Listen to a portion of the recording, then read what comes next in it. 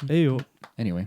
That was a great episode with... What up, funky monkeys? Yeah. With Marc Beland or Beland. Beland if you're French. I guess Beland if you're English. Marc Beland. Marcus Belandius. He's been on a few times. He's a Curious Chimps OG.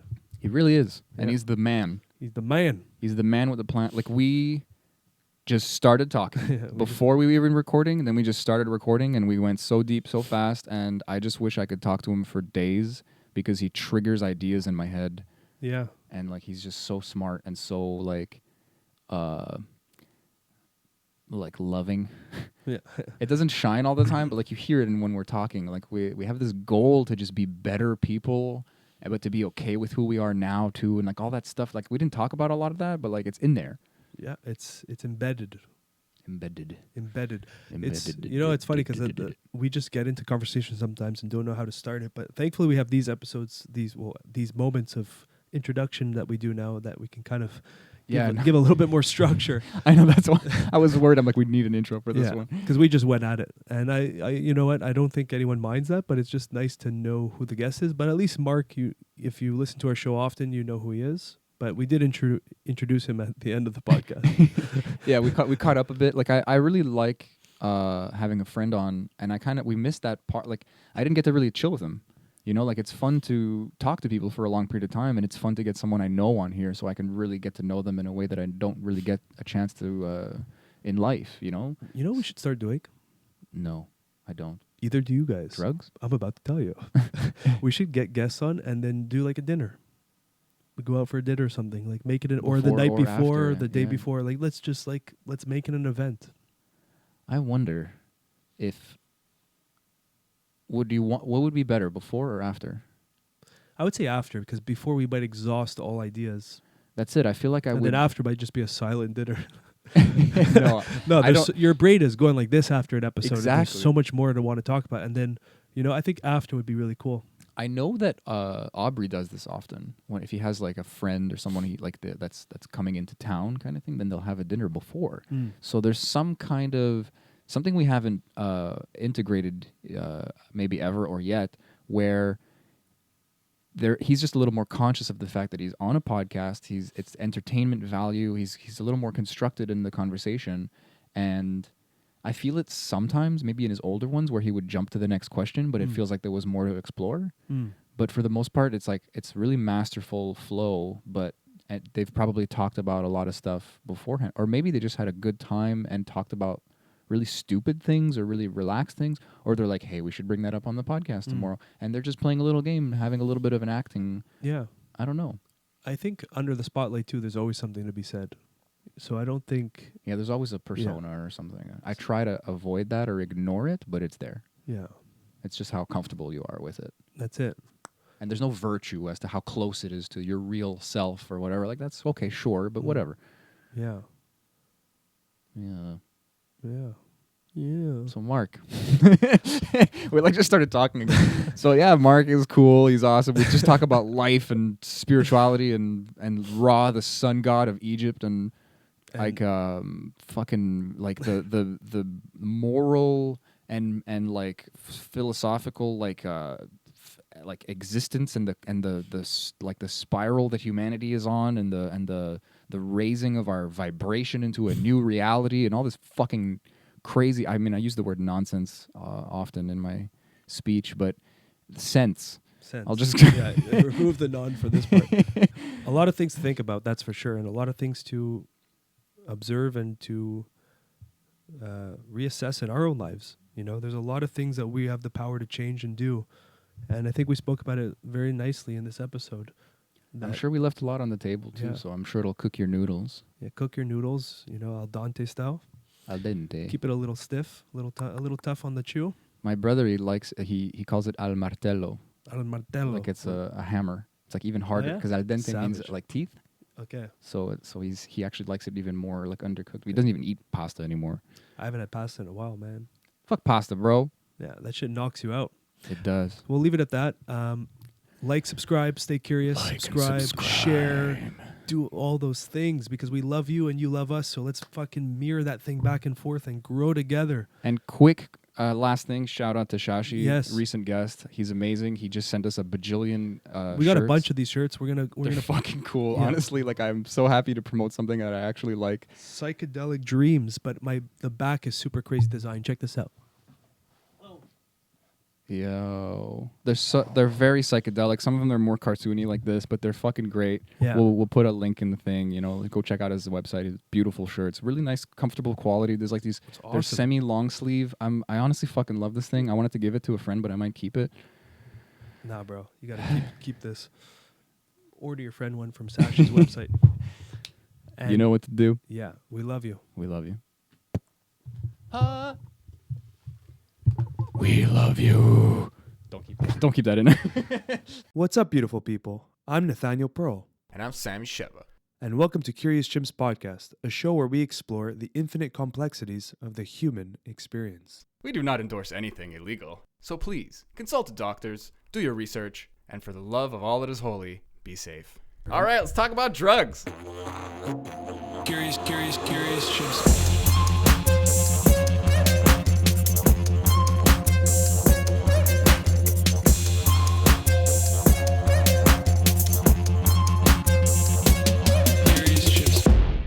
What do you think of the new studio? It's gorgeous. Yeah.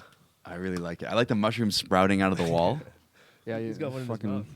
Bert's eating. as one. we all should. Yeah, he's Whoa. just about to dive in. What were we talking about?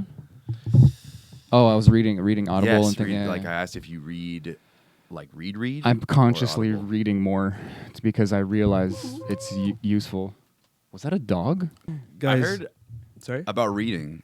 I heard something interesting that we read slow because we talk to ourselves.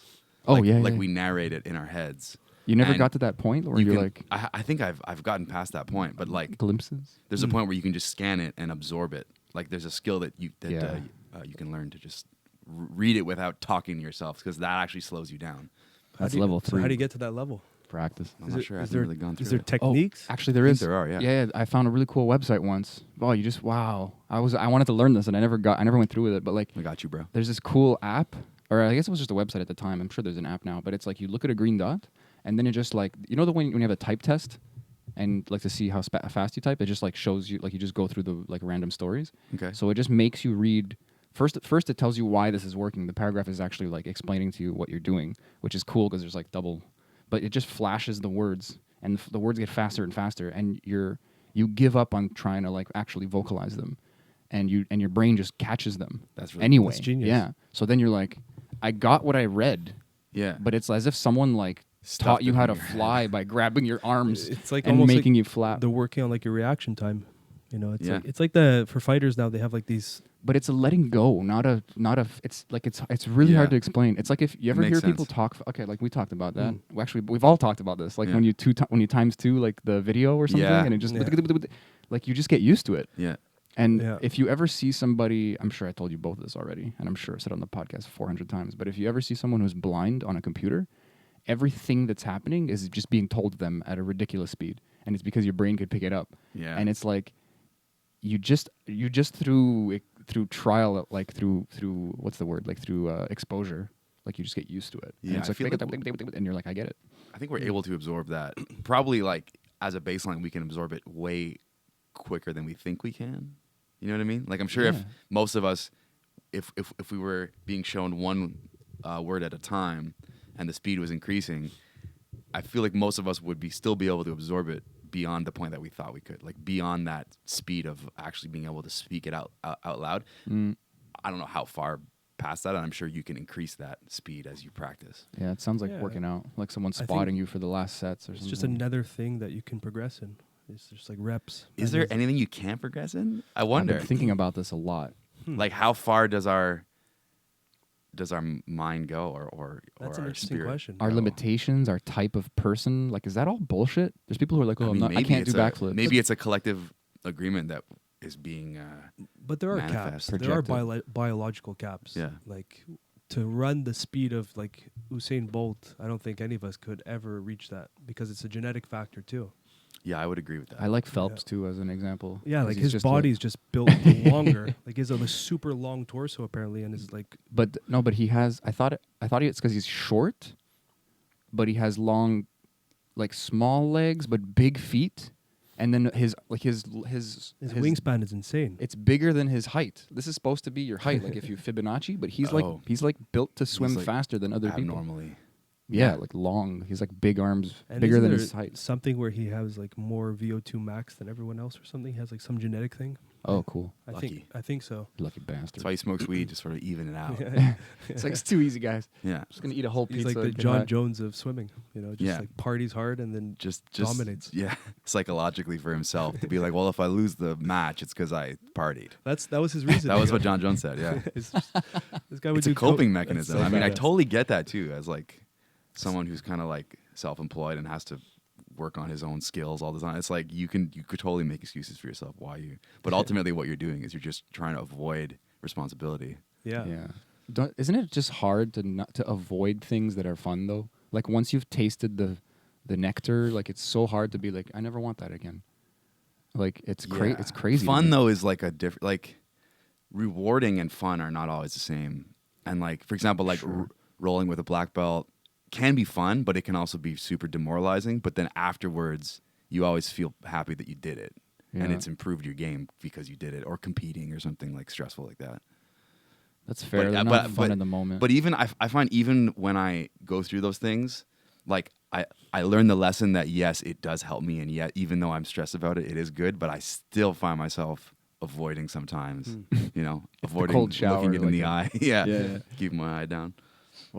Is there okay? But that's another collective. Like I feel like everything's a collective agreement. Like what if you can really learn to enjoy Maybe. in the moment, have fun, and know that it sucks, but a part of you is watching and smiling and laughing, and you're just like, it's like the dad who pushes the kid in the river. Like you're safe, but you're just gonna freak out. But you're also gonna learn how to swim in a fucking second. You know? Yeah. Like, And later on, you're gonna be like, my daddy was hard on me, but I'm happy he did it because I learned. You now know, I'm Michael Phelps or whatever. now I'm Michael Phelps. Yeah, but we get so tricked up because there's so many different types of brains working at once. There's like the chimp part of the brain that's just like egoistic and just wants to avoid those kind of, it's just like we're juggling all these factors. Yeah, and then when we're in flow state, it's Juggalos. just, yeah, we're I love that got you. but That makes me happy. when we're in flow state, it's kind of all those things are shut off for that moment, and that's when the real lessons and learning gets in. Yeah. When you can shut off your little chimp brain for a few minutes. I'm so glad we're talking about this. This is all I think about lately. Like you're the master. Like you're always the You master. are God, right? Like I think about that all the time. That you are God, and then what is God, and ultimately consciousness is the primary in the universe. I think I reconcile that a lot by saying I'm a piece of God. Like Yeah. I am of God and I'm a facet of God. Yeah. But it's like God to me is the whole diamond or the whole jewel. The And whole I'm literally a universe. face of it. Yeah. I am intrinsically connected to it, but in a weird way I have like a dimension that is You're that both can be separated from it or it's looked at it It's individually. like a hologram. Is that what they or yeah? Oh yeah, like it, Hologram, where it's like the a whole piece. is contained within the piece, or at least a representation of the whole is contained within the piece. And I think each of us sort of have that full capability of the entire universe within us. yeah. But we're also Alan Watts. duality, like Yeah. like we are both omnipotent and God, and just a piece of this little, just a small piece of this whole, is infinite, seemingly infinite whole of universal matter. Then is there good or bad, or is that just a subjective point of view? I think yes and no. I would say both too. Yeah, the way I understand it You is would say- that sorry, I missed your answer. yes and no. Yes and no. And It's like where you zoom out. good and bad, like, is there good and bad?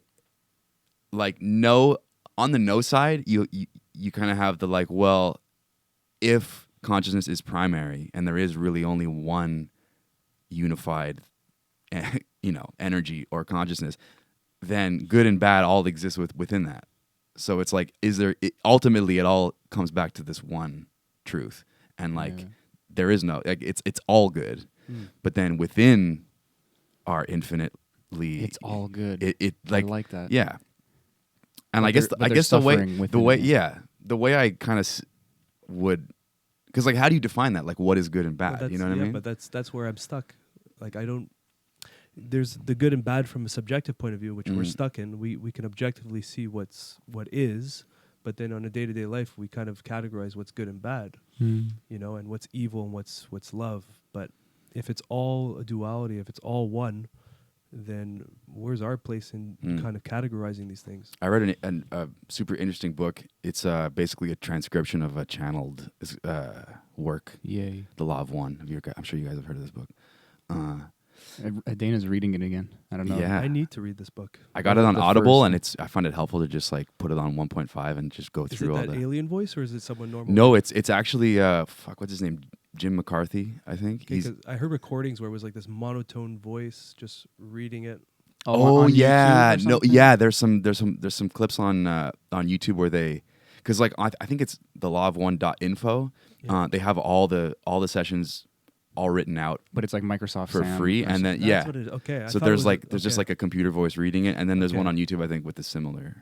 the thing. guy who talks like Yeah. this. Yeah, exactly. And But it was, on it was Audible- frustrating to listen to be honest. It is kind of frustrating. Yeah. I tried that one first because I was like, well, if I It's free. yeah, Fuck it's it. free. Whatever. $14 for a month of Audible is not that bad, but That's still. not bad at all. And And- if you have Twitch, or Prime. If you have Prime, then you get a free book a month. Oh, cool! And you A lot of get people don't know that. free shipping. Thank you, Bezos. Thank you, Bezos. Thank you, Thank you Chef, for Chef destroying- Bezos. Mwah, Chef's kiss. A little bit off topic, but you guys Yeah. saw that petition of keeping Jeff Bezos in space. Yeah. Dude, internet petitions are hilarious. There's like 40,000 plus signatures. At least what I saw. It's probably tripled by What's now. that gonna do? You know what I mean? It's They're like, nothing. yeah, send him, like, leave him in space. It's like he's still gonna be the richest person in the world. He's still gonna have a monopoly on shopping. I love, but it's such a good opportunity where it's like this rich asshole is doing this thing, and it's like, oh my god, like this. What was his name? Richard Branson. The Virgin guy Virgin did this guy. like 10 years ago. or Still a something? virgin, actually. Whoa. By the way, no, I'm just kidding. Is that? Oh, I get it. No, but like it's like a fuck you. It's like why do we care? We don't idolize you anymore. You're just like a rich bastard, and everybody's like there's a collective suffering that's trying to be adjusted, and this guy's like I'm going to space. Yeah, it's just, Like, dude, I fuck feel you. the same way about fucking Elon Musk. Honestly, like. Oh, I feel more so Yeah. now. I saw like a long video of how it's like, dude, this guy's not helping anybody. I'm He's still just a a fan. rich, crazy person. I'm still a fan. But yeah, the You good can and like admire it, sure. Yeah. like the good and evil thing. I just kind of didn't get all the way through my thought. Well, yeah. The Law of One? The Law of Yeah, One, yeah, I right? wanted to get- I wanted to get So back to that. so like if I think I even discussed this last time. Like I love this book. I always bring it up. It's amazing. But basically, it's channeled by this entity that calls itself Ra, and Ra claims to be the social memory complex of another species, of another civilization out there. And what that means is basically they've reached this point where they all have access to each other's thoughts and experiences, and so they have this collective hive mind kind of thing. And so Ra is allegedly this hive mind and is in contact with whoever that was here on Earth. And so Ra describes basically there's two ways that consciousness can polarize and advance through all the stages, and it's either you choose service to self or you choose service to others. And so like if you're basically it's kind of self-explanatory, but like if you manipulate other selves for your own benefit, then you're acting out of service to self. And if you sort of realize that we are all just part of this one infinite consciousness, and you start behaving that way, you're serving others. But ultimately, also Ross says that like even those who choose to serve the self are ultimately serving a piece of the whole, and so like serving self or serving others ultimately ends up back at unity anyway. There's So no. That's where it gets confusing. Yeah. 'Cause Yeah. So I no can matter explain the it. outcome, it's going to be okay in the end. Yes. So the equation is solved. It's just we're going through the equation. Yes. So then, but that's a You said trip that kind then, of because perfectly. yeah, but then it's kind of a trip because if you're like a mass murderer, Uh, essentially you're going back to source the same as everyone else. yeah.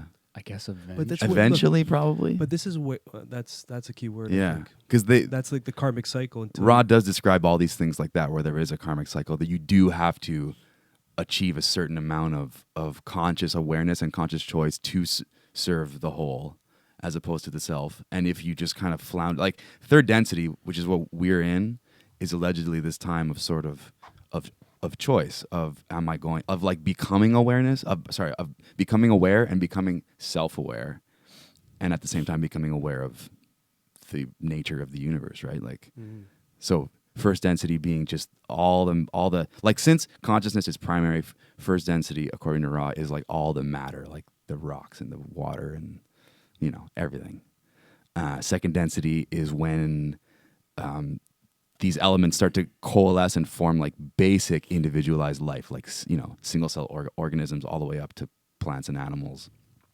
And then third density is kind of when consciousness awakens inside the individualized entity and starts to become self-aware and be able to conceptualize of such things as the universe and as what am I and what is all this. And this stage is kind of where we either we figure it out and keep going, or we keep reincarnating until we figure it out, basically. Are dolphins third densities? I would imagine. Yeah, like maybe they're just figuring it out in their own form. I would imagine they're either third density or they are like really on the cusp. Like, very close. I feel like they are though. But I know a lot of people. I don't. Maybe not personally, but I can see them on these memes and little videos that these seem like two density kind of people. Yeah. There's a lot of like NPCs kind of thing, like non-playable characters.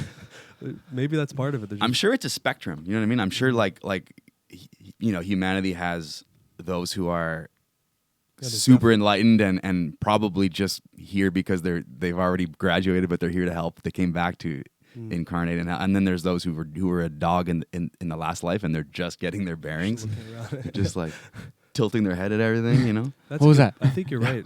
There's definitely a spectrum. It's like in jiu-jitsu is a great example. Like a blue belt or a purple belt can be like you could just graduate into just getting your purple belt, and then you can have a purple belt who's just about to turn brown, and it just smokes you, and then you're like, what the fuck? We're both a purple belt, but it's a spectrum. We're sort of in like a bracket of consciousness. I get like Jay and Johnny, like they often talk about cats as NPCs, and I'm like, that's a living thing. That has an experience. What's like an it NPC kind of, for the audience? Oh, if you play video games, like a non-player character is like it's like a bot. It's like it's a bot. It's a virtual.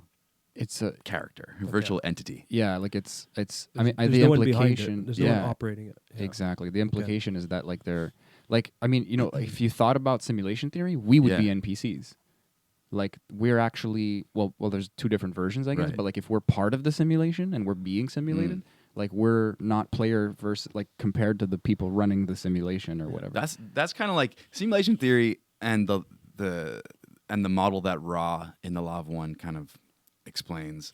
I see it as being kind of the same thing. Like you're just replacing the one, you're replacing like God with some higher entity who has created the simulation, the simulator. Yeah, it's either a computer or it's consciousness or the programmer. But this is what excites me because religion and science have had huge battles over the years, right? Yeah. But now they're kind of they'll never admit it, but they're at least the science side of it is kind of forming their own type of like of religion. But they're just trust us. But religion's dirty. Like the word has just lost a lot of its steam. But spirituality is a better way to elaborate these examples, but science is kind of peeking into the spiritual concept that there is like a simulate. Sorry, I didn't mean to interrupt. What were you saying? I don't like when people like side by side spirituality and religion. Exactly. It's not, I know, but I agree with you 100%. Yeah, religion. Let's not even use the religious because religion in its purest form was a beautiful word and a beautiful meaning. It just got hijacked so much. Yeah, and spirituality is non-contextual. It's just experience. Yeah. So it's like in religion, in science, in other things, there are spiritual aspects. 100%. Religion is sort of like has a large. It's like it's lost. It's based around the spiritual idea. It hijacked it though. Yeah, but I think ultimately, what it did was it twisted the fundamental truth, which I think is truth, which is that there is only one consciousness and that we are part of it. And so we are God. And so like religion in the story of like, let's say like a Christian religion, because that's the one that I came up in, so I can speak from that place. It teaches you that there is a God who's separate from you, and that if you wish to go to heaven, you must behave in a certain way, and if you do not, you'll go to hell after you die. But I feel like these are like almost truths that are twisted, probably to control people, because if you think about it, like telling someone, like if we really are all God, like if we are all equally valuable parts, fractals of this whole intelligence, like if the universe is only made of one infinite intelligence and we're all just fractals of that, like that makes us extremely special, powerful, valuable, you know. But if you just claim that we are these little plebs created separately by an almighty God, and that we are like in its debt, and we are like, you know what I mean, like we should behave so that God grants us some sort of gift after we die, like to me that's a lie. But the truth being, if you behave according to natural law, which I would really define as just like, if you are consciousness, if I am you and you are me and we're all one, behave that way. Treat me like you would treat you like you would want to be treated. Yeah. Treat the grass like you'd want to be treated, and the dogs and the birds and all these things. Yeah. And then that would the outcome of everybody in the aggregate behaving that way would be heaven, and the outcome of everybody disregarding the truth and being like me, fuck you, that would be hell. That's 100% it. Yeah. So like heaven and hell is something that we create in the present, because like if you think about it, once you cross over into once you separate from this physical illusion, heaven is irrelevant. Like you probably don't need comfort, and you don't, like, whatever heaven promises to be, you probably don't need those things once you die. Yeah. But these are these are the things that you would want right now in your physical existence. I know, it's such a trap when you put it that way. It's like, okay, we have the first simulation thing I talked about, but then we have the one you talked about where it's like, okay, God is the simulation and the simulator, and is breaking up or dividing its consciousness infinitely without actually losing anything into all the things that it creates, every single thing, including the more conscious, like, the spectrum. There is no hierarchy. Yeah. And then the third thing, which is Christianity, is there's a sky god, there's like a sky dad who is playing The Sims essentially. Yeah. And then when you die, you go to like another sim. same life. Yeah, like you're but it's better. Yeah, just all your cooler. problems are gone. You don't feel bad, and you 40 get all the virgins food or whatever. But this confuses me now because of Rick and Morty. That fucking show got me thinking so much. It shouldn't, but dude. Just let it be. Just let it go. But like, we're all on this path of just trying to better ourselves because it feels so pure and true, right? But what if we're just this simulation that, if we're in a simulation, then we're just charging someone's fucking car? Like, he built this simulation to just produce energy to fuel his car or something. And I love philosophy because we're still experiencing. Who knows? I mean, but it also makes you wonder. It's like, so even on this path, you gotta just laugh and have the humility of just, even as much truth as it feels, it might just be a fucking car battery, Yeah. But that's such a high level that's not like almost relevant. Like, at a global level, we have a direction, and we have an ability to, like you said, manifest these kind of heaven and hell existences or whatever. And I love that because I see it, and it's a fun way to talk about how the same people live on different planets. Like, even though they live side by side physically, like, you have this kind of energetic existence that gives permission to other people, and then you start resonating with this other existence. And even though we're all on Earth, there's literally people like fucking going through the washing machine, and other people just like tiptoeing through the tulips like it's nothing. Oh yeah. And beyond essentially Earth, it's irrelevant to me. Like, I mean, I honestly think higher intelligences and species, like around the universe, most of them just end up staying on their planet. They're smart enough to just be like, what's the point? Oh, a meteor's coming, zap. Oh, the solar flare, fucking shield. They just don't care anymore. And then you go to these like raw material things where they're not even physical anymore. Yeah, like the physicality is just a tool to experience yourself, basically. Like, this is something crazy. If you were getting at something, go for it. No, I don't want to. Okay, like I saw a video recently on fucking YouTube. I really didn't expect this, but it's like this woman who has like trouble speaking. Like, she has like social issues, and she has like a friend. She has like a fish who like she really experiences as like a friend, and she talks to it all the time when she was younger. And this fish lives like 25 years, like a goldfish that she really takes care of. Yeah. And so for most of her life, she's talking to it, even though like she gets older and realizes like this thing doesn't understand what I'm saying probably, and it's just going left and right, like just looking at her sometimes, and she wonders, does it understand me, And then she's so obsessed with this concept that she learns about linguistics and communication, and she goes into like not SETI, but the other one, like where they're looking for alien life. ECETI.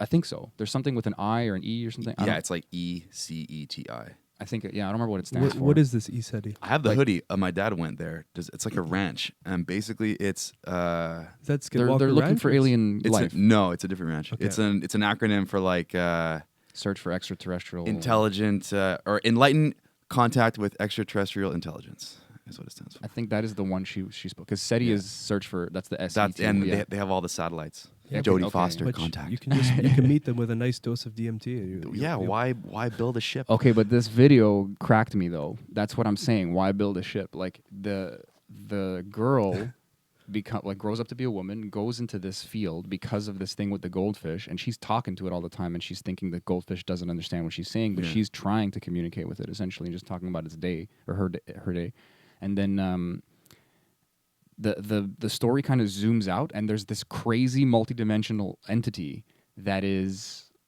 doing the same thing to her. So like, Word. it's like smarter than the average multidimensional entity, and has kind of like the strain, like whatever non-understandable equivalent of social anxiety. It has the And same thing. yeah, and then this girl, which is just going like from work to home, like back and forth in her bowl kind of thing, and sometimes looks up at the stars, and the guy thinks, the entity Yeah. thinks maybe it's looking at me, maybe it understands me, but probably not, and is just telling it crazy complex mathematical equations about how this crazy species like embedded its consciousness into like the fabric of reality and just like became fucking God. And the like the end of the story sort of is that they're all the same thing. Like yeah. at a level you realize that she is the fish and he is her, He is yeah. her, yeah. And it's like I don't remember if that was in the video. I don't know if they went Or that is that far. just what you sort of I think I like might have just extrapolated? imposed that. But that's the cool part, is like you get to this point where things are dissolved, Mhm. and it's like this widening of your limitations of who you think you are. And like even like Ra was saying, like I'm of God. 100% I know I'm of God. I know that I am this separate being, this separate consciousness, and I Yeah. can talk to you. God can't talk to you. God is talk. Yeah. God is It's everything. Yeah. Literally like So I'm a step Ra below. Like, Ra describes like I think there's a point where Don asks Ra like, can you describe the beginning of this universe, the beginning of this like physical reality? And Ra says something like, first consciousness, the one infinite became aware of itself and became aware of its oneness and its infiniteness. And then the very next thought that it had was, okay, well, what would it be like to be many and finite? And so, like, we're literally just existing in this moment of thought of the one infinite creator that, it sort of goes, okay, I am this, like, omnipotent, just non-physical everything. So what happens if what would it be like to be the opposite? what if I of that? wasn't? And then What if poof, Big and Bang. poof, Big Bang, yeah. And it's just rapidly like trying to get back to that. Like it's just this infinite expansion. Yeah, and I have a division. feeling, I have a hunch that like time and space are sort of linked in some Apparently way they are. that we don't like understand.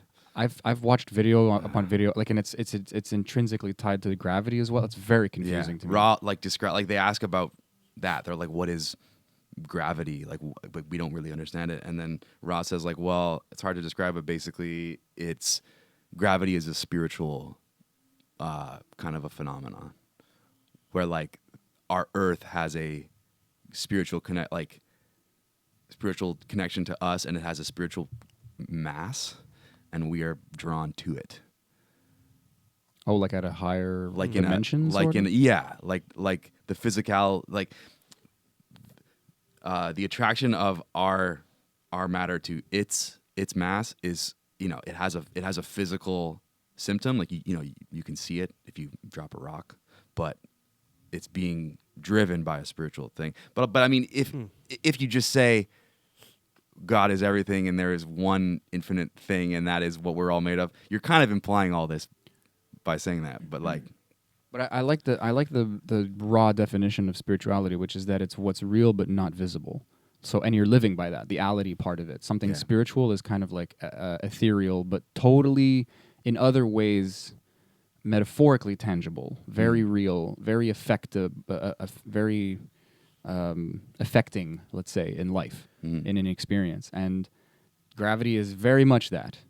100% just we can't see it, we have no idea what it is. Like, and then they look for particles and things, but they find what they find when they like the Higgs thing and everything, like they found what is essentially like a ubiquitous field.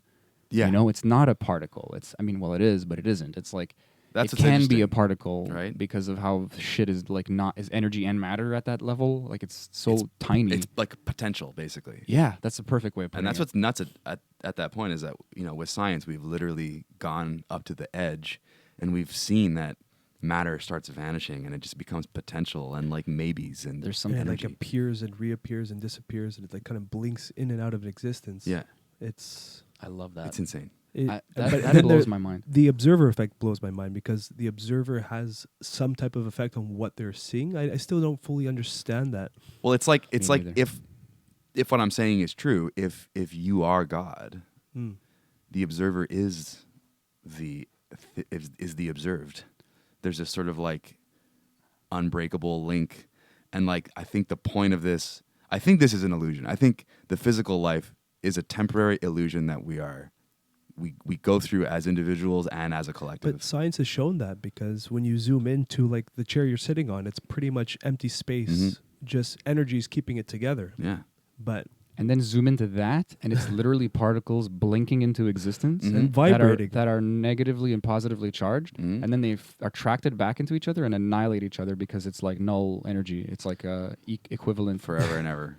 And that's that interaction of emptiness is just this weird like I don't even know I'm where to go with wondering that. if you can, for God to understand these concepts, is maybe it's not going further, but zooming into what we have and seeing that this sort, like if you look at like an equation, like at the end goal is we're all of God and we're Yeah. all going back to source. Zero is kinda- the ultimate, I or don't one know. is the. Yeah, so you can kind of reverse engineer the equation, start at 1. So we can do it backwards, the equation backwards, and 1 is energy, and that's what's bringing all these things together. So that is God in essence, is the start, and now it's just like a chair, it's Yeah. us, it's this microphone. So we're just like I'm kind of observing it from like the reverse engineering point of view. Yeah. If you start at 1 and you work your way You down, work way backwards. So things might make more sense. It's like instead Something. of entropy and loss, we're looking at like ultimate, like infinite novelty and division, like Terrence McKenna talked about. Yeah. Like the universe in the physical and like in a physical way is trying to find that equilibrium and kind of never can't, and it's taking like bajillion years for it to kind of even itself out. But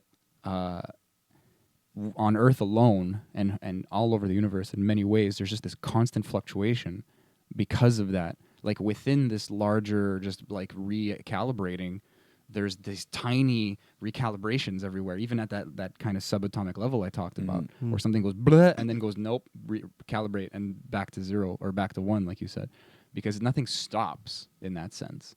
Yeah. There is this idea of heat death at the end of the universe or something, but like that's probably completely bullshit. We But have no like, idea. We just keep observing a more and more expansion. Like we're waiting to detect the edge of the universe, and because like as the light arrives at us, like we see further and further out as the years go on. We see like 1 light year more the next year, and theoretically. then just trillions of galaxies pop up each year. But it's the opposite too, Kinda, yeah. because it's expanding. Things are. Do you know what a light cone is? You ever heard of that? a light cone. No. It would take a long to explain. Like where we can go in the universe and what we can see is limited by the speed of light. Mm-hmm. So there's this kind of limit to our existence as a human, as the planet, as the parts of the galaxy, parts of the universe. Like so space is expanding faster and faster and exceeding the speed of light. So there's things that are emitting light that will never get to us. So then There's like a cutoff. There's like a point of diminishing return, and we're actually like becoming. I mean, our branch of there's like a galactic, like section. do we know that space is expanding? It's a I very watched- educated guess. Because I like watched this, the whole breakdown from Neil deGrasse Tyson on his podcast, yeah. and there's ways they can calculate it based on radiation and radio waves and certain Right, things. yeah. They have like a formula, and it's actually verifiable with math at least. But it's an observation. It's It's like it's a 1 + 1 = 2 kind of thing. You're observing something, and you're scaling it. You're basically. receiving some sort of information, and you're extrapolating and being like, well, what would cause this information expansion of the universe? It's redshift. It's about they're seeing. But Ra describes the universe as in that part where Don asks like, how was this all made? How did this all start? Ra goes on to say there is no end to manyness.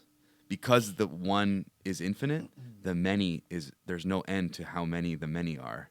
Yeah. Like us and planets and stars, and it literally is infinite because the one is so you can't find an end to this existence. It's like a bounded infinity. So what would that look like? You know what I mean? Like scientifically, if you were looking for something and the speed of light was some sort of law that we're stuck with, you would see further and further out the longer you look. But is that due to expansion, or is that due to just pure infinite existence? I don't know. I I wish I was smarter. Me too. I wish I was. We all felt the exact same way. Like that's a really good question. I mean, it's. I don't want it to be a cop out. I really believe this. I think the answer is that we end up looking within in some way and finding other infinities. Like Rogan talks about how there might be other universes in black holes, and he freaks out about that often. And Rod describes that too, about the black hole being the next octave. Like it's so dense, and it's like Ra uses that word, like first density, second density, third, fourth, fifth, sixth, 7, and then 8, and it's just like in our Western musical scales. Like there's 7 notes before the scale restarts. Like do do do do do do do do do do do do do do. You know, it just keeps going on forever. But the 8th or the octave is like the most heavy and dense thing that we can observe, and the black hole would be like whatever that is, the octave, the 8th level, is the start of another universe. So black holes could literally be a portal into like some other, The multiverse. Or maybe that's why it's so dense, is because it's not a portal. It's like you can't get there. You're not of that universe. Yeah. It's like a barrier, like an event horizon, Possibly, literally. yeah. I don't know, man. It's hard to fucking fathom. What's fun though is that we can ask these questions more easily than actual astrophysicists, because they're limited in their profound and specific understanding. Yeah. And we're just like reading a Well, small book we're by white Stephen belts. Hawking. We're rolling around discovering an armbar. Yeah. And What if you do this? flailing around. But then the like, problem is that the teacher come and be like, "Oh, you can't do that because of this." and you're then like, well, why? And it's sometimes the white belt is right though. Yeah, you Sometimes might show the the black belt childish something. curiosity Totally. I'm glad is you said that. important. Oh, I'm It is sorry. so You important. got to keep that mindset, even if you are a black belt. It's Yeah, important because you can get rigid in your practice, and then you have blind spots. Yeah. You know. I- And those I blind love- spots can just be pierced away by children. You can learn so much from kids. I forgot who quoted that, but like, so many people have. But they ask all these questions, and then some questions you've never actually asked yourself, and then all of a sudden you're exploring this whole thing. Yeah. You know, I don't know if you guys saw. Or you have, but you forgot. It's a little bit off topic. We won't go too deep into it, but I don't know if you guys saw my my question posts that I've been putting out. I haven't seen. I put like Why is on- blank controversial? Is it on Yeah. Facebook? Yeah, Because I haven't opened up. yeah. Okay. I haven't opened up Facebook in a long So time. I put like a question that seems to be like common knowledge of this person's controversial, but I'm asking it like as a child almost to see what people are thinking, and then seeing the responses. I'm seeing so many blind spots in people's way of thinking, Mhm. you know, and it's because we get stuck and rigid, you know. And can we take away the emotion and observe these things and break them down and dissect why we feel this way, or what I've learned that led me to feel this way? Have you ever read the book The 4 Agreements? Oh, Fuck, I heard about it. Yeah. Johnny talks about it a lot. I just read it. Somebody, a friend of mine said I should read it, and so That's yeah. on my list. What are they again? Impeccable Be speech. impeccable with your word, and I honestly don't remember what they all are. But There was like don't lie take or anything personally. yeah, there was one. Was there don't lie in there? I think That's no. the Be that's impeccable with your speech. word, yeah. Okay, impeccable speech. Yeah. Always try your best. Yeah. Is the third one. I don't remember what they all are. I'm getting there though. Sam I'm- is We getting have there. 3 out of 4. He's getting there. because they make sense. Yeah, but to me, the cooler part was more about the concept of agreements in general. That we have these agreements, that we aren't even aware of, like as individuals, but as a whole, you know, as a city, as a country, as a species. We have all these agreements, like things like monogamy and things like marriage and things like language itself. Language itself. I mean, you could break almost anything down to an agreement, A belief system. Yeah. A collective agreement, like you said at the beginning, like all of that. Yeah. And it kind of made me think about what you said about, you know, if you ask someone a question in a childlike way, you'll often see what kind of agreements they have with themselves that they may or may not be aware of. Yeah.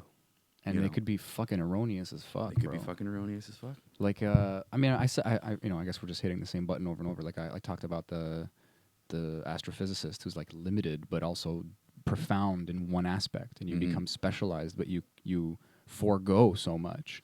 And then if someone goes like, "Oh no, but the answer is over here," and you're like, "Fuck that answer, bro! I'm drilling a hole into fucking Narnia or whatever. I chose this path and I'm on it." Yeah. But there's this childlike, jack of all trades, 360 vision that's like, I mean, like another channel text you would love. They're the Paul Selig books. Yes, I love Paul Selig. Dude, he's fucking mind-blowing. But he constantly quotes, I don't know where this is from. I'm sure it's in Christianity somewhere. I don't know who said it or why, but he keeps saying, "Behold, I make all things new." And it's like this attitude of, I don't fucking know what's going on. And there's so much about knowing simultaneously in the book, about this kind of like inner knowing. Yeah. And so you end up in this place where you're like confident and powerful, but also accepting through that understanding that things are constantly changing or changed through the way you see things. And it's all mixed into everything we're talking about like duality and about collective consciousness and collective agreements, and it's all jumbled into it. You and know, the lines fact get blurred, like but they don't. they do and they don't. They don't, because it's also about what you said about everything being an illusion. Yeah. And it's like I don't know, it's like you can go up and down and go deep into things, but you can also go left and right and kind of laterally confuse yourself. Like, things are... That's what I'm saying. Within the illusion, we have so much truth, if you want to put it that way. Mm-hmm. So there's a way you can so much look at confusion too. And it's forever. And it's like, it's almost like I feel like that is kind of, I've accepted that this as being whatever. Like, it's unanswerable in this stage of existence, probably by design. That's a fun way of looking at it. Yeah. Like, we're in a school. Like, third density specifically is like where you've just become self-aware, but you haven't really made any real choices for yourself yet. And you're just, once you realize what this all is, then you can advance spiritually to the next stage. I have a hunch that we're on the cusp of whatever the next step is. The Collectively? fifth dimension thing. Like collectively as all of us? Yeah. Mm-hmm. Yeah. For me, it's more of a hunch. I really agree with you there. Yeah. I just There's see something going on. Especially this time too. It momentum. feels like there's a momentum. I feel like there's more people here now who want to change the world, whether or not you think they're doing it in the right way. Whether I think they can, though. Whether it's being anti-racist or whether it's being, pro freedom or whatever. You know what I mean? Like, everyone wants a better world. pollution, poverty. But then, now things that have comes to change. back to, if we're all in that state where we can't really make a choice, like in third density, like we're kind of like a victim to this. It is like the density of choice, but it's not to say that we can't make the choice. It's that we haven't yet. I see. So the choice, when you make the choice, that's the next density. I think so. I Fourth think, But then which you're is- saying also that no matter what, we're gonna reach it.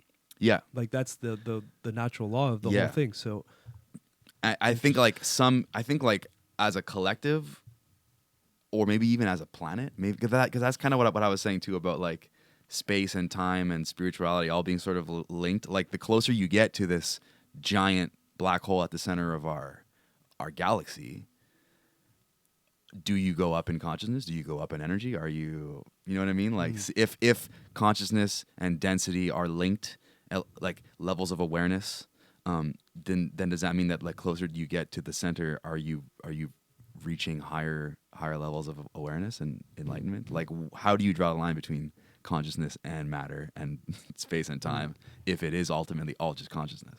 That's I like Alan Watts reconciles that really quickly, and it's not fair, like, in terms of conversation or podcasts, because it just kind of ends the conversation. But it's like the idea that the sun rises for you, like it not in a solipsistic way. It's funny solipsism because the word soul, but like the fact is that like you're living in a kind of reality tunnel, or like it is 100% an illusion created by your body, and you are the consciousness perceiving that like iteration or simulation of reality through the body.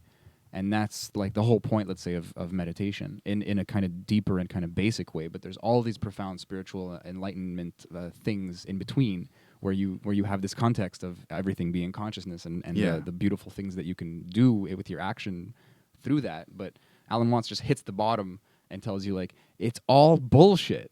You're literally, like, all of this reality is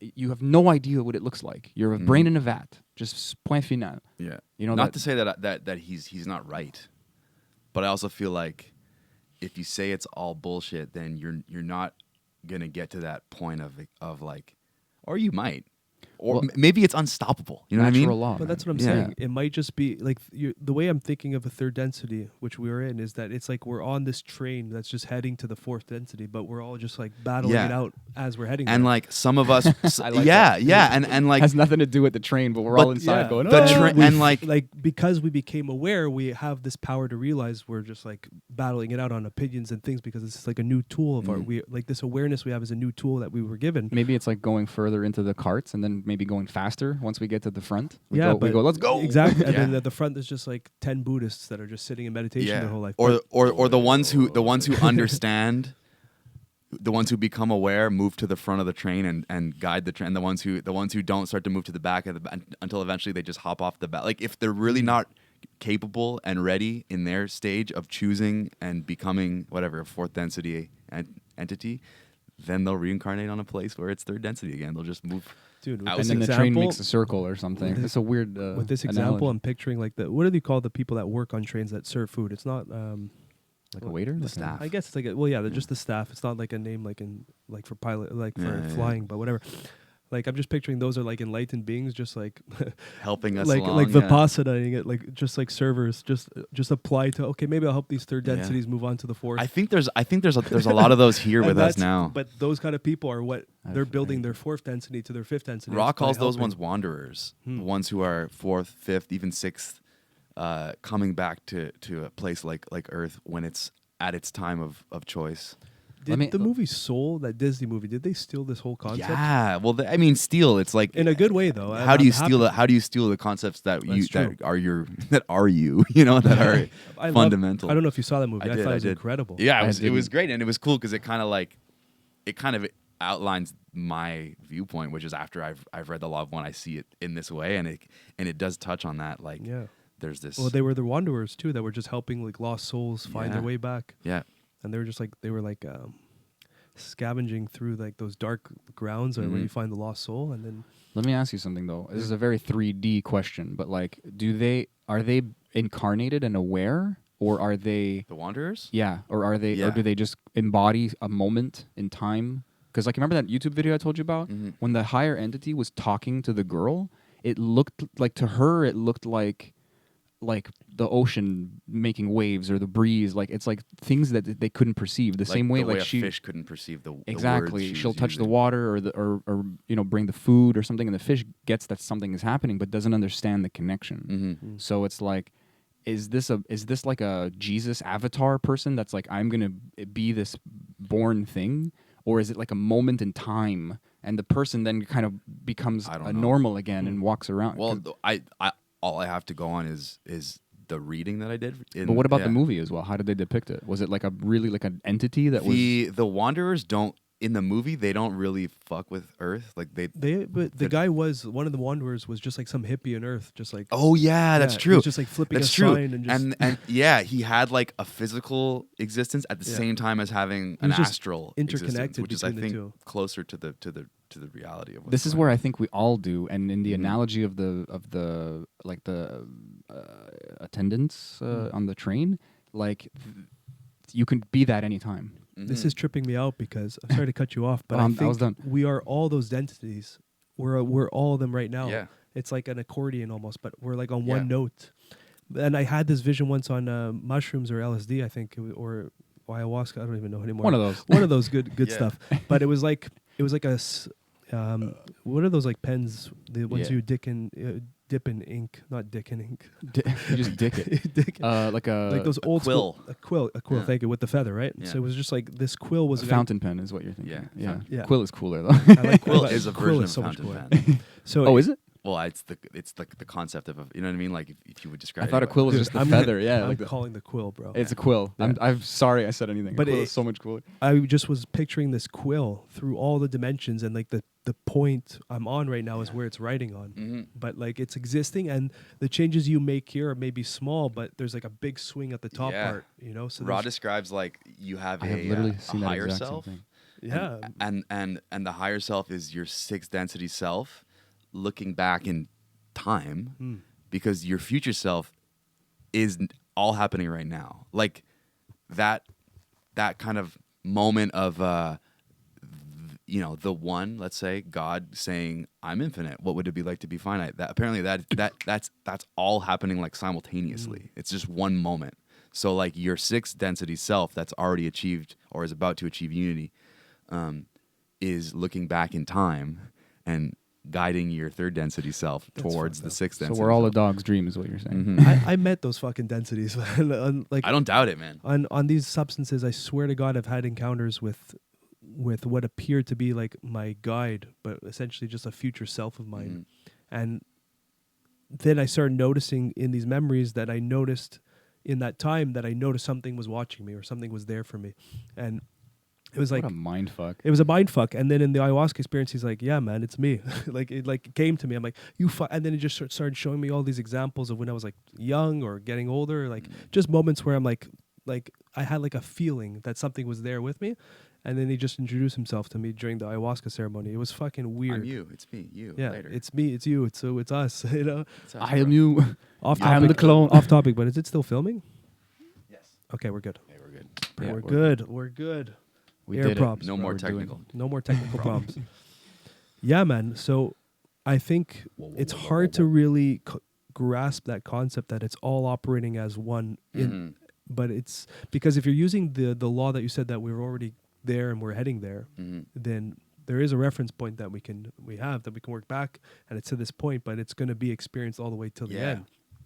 So that quill pen is like we're just writing on the third density dimension right now, you know, and then eventually when that's done, it's just the fourth, but we have access to all of them. Just getting there, I don't know how the fuck we do it. I think it. I think oh.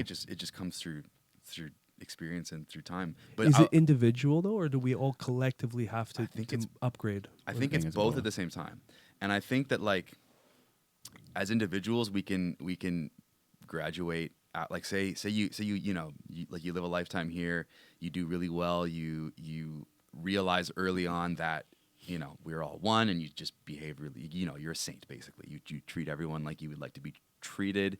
You're selfless. You know what I mean? Like I feel like people like that probably incarnate somewhere else or have the option to.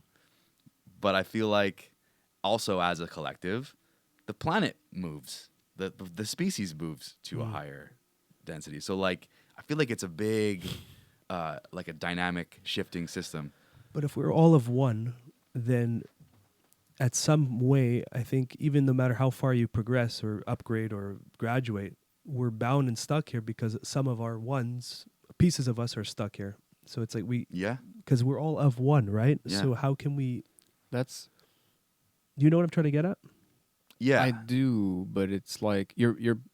Like how do you 'Cause achieve nirvana, let's say? Like how do you how, If we're all one, there's portions of us that are living in a hell right now, yeah.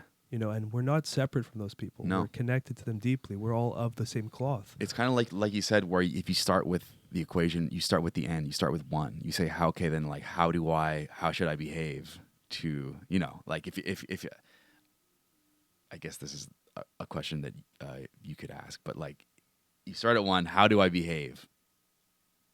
The answer is behave like, how would you treat yourself? How would you want to be treated?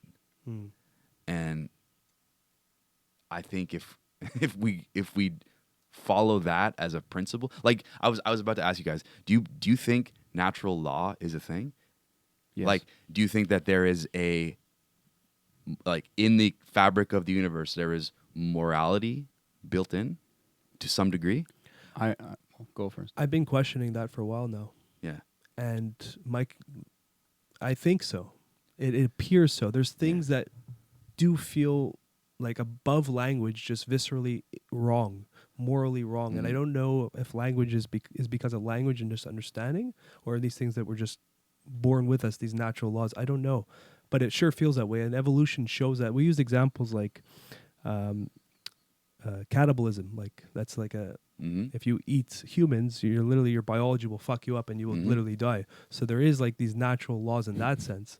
You just smacked it. Oh, this guy. Oh, yeah. Jingle, jingle. Jingle, jingle. So I don't know. Maybe I don't know. Yeah, Sammy, what do you think? I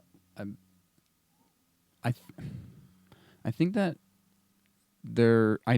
natural law is a way of describing something that's already there. It's like a lot of terms in yoga. So it does exist, and I would define it as things, let's say like what we would know as laws, but things that are not imposed by humanity, things that are not created, things that are just kind of intrinsic to our existence, whether we like it or not. We can find words for it, but it's just the way it is.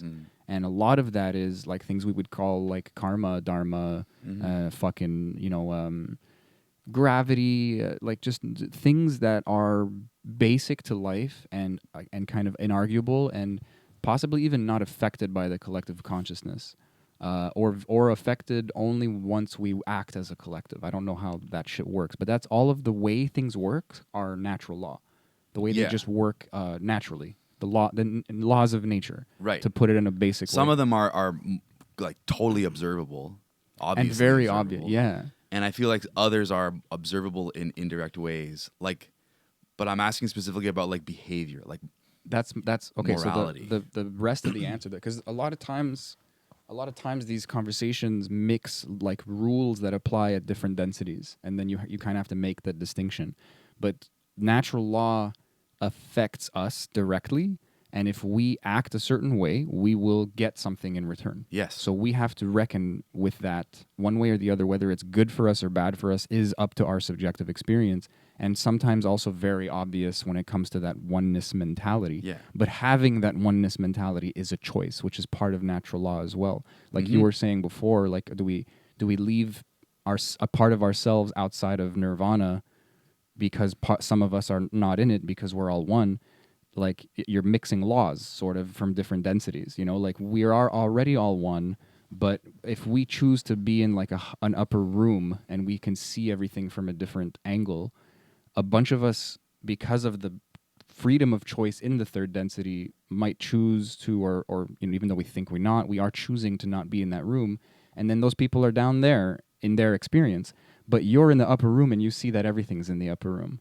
So it's like you're playing on different fields, literally. And in one field, everyone's on the same field. And in another field, you think you're not all in the same field. Yeah. So you're having a different experience in that individual context. But it's almost like this infinite squid that like divides and divides and divides.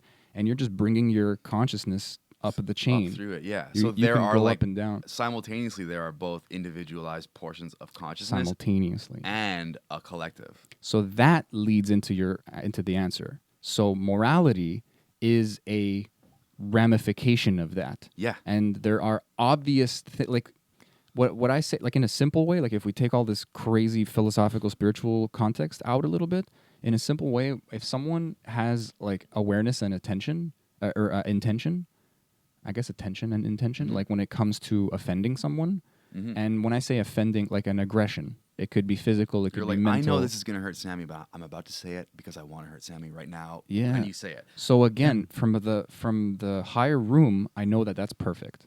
I know that you can be as bad as Hitler and as good as Jesus. You can be Genghis Khan and fucking Mother Teresa and everybody in between. Legend. I heard bad things about her too. I don't know. That's a good. Yeah, I was thinking that as well. Too. Yeah. But so from that higher room, you understand that everyone is worthy of love and everyone is doing their best and all these things. But if you're still having a 3D experience and someone is aggressing against you, then you have every right to choke them out. Exactly what I was going to say, actually. You fuck them up, bro, because you have an experience. Yeah, and do no harm, but take no shit. Yeah, or turn the other cheek, Jesus style. You have the take right. the hit if you want to, but you have free will. And you have the right to your existence, and as does the cat next to you and the bug and the human next to you. And the only thing that's imperfect is our definition of perfection. Everything is as it should be, and the proof is that it is as it is. Yes. Right. Yes. So it's like that's. I don't want that to be. I'm saying all this because I don't want anything of this to be a cop out to act like an asshole. Because at the higher room, everything is perfect. Right. I just wanted to dissect all of that. But there is always going to be karma. Yes. And I don't mean a direct, like the dumb karma argument where you reap what you sow in a kind of like a what goes around comes around. I think that exists on the individual we scale. make it exist. But I also think that it's much more apparent on the collective scale.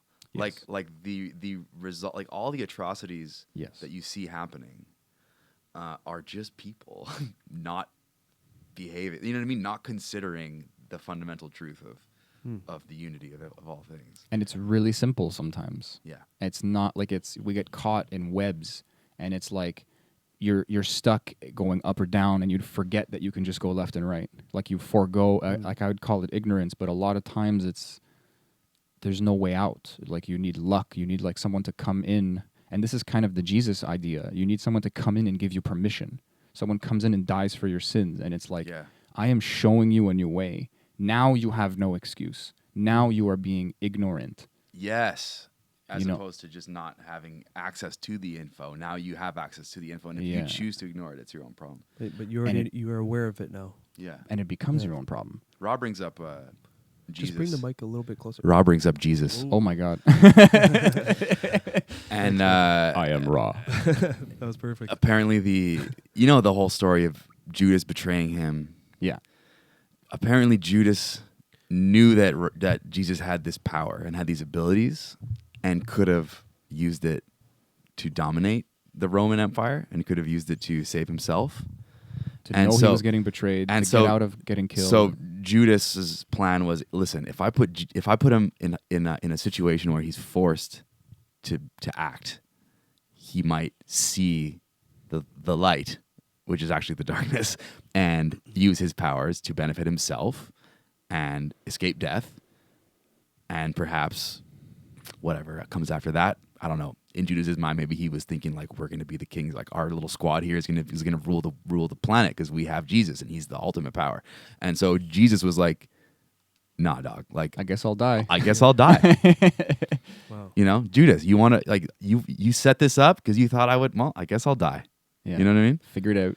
Because someone that enlightened, who, the way I see a character like Jesus, whether he existed or not, is someone who comes from a higher density, who is somehow unaffected by the veil of forgetting that we all have, and realizes that they're a higher spiritual entity, and decides to behave appropriately and behave morally because they believe in that. Yeah, it's a great story.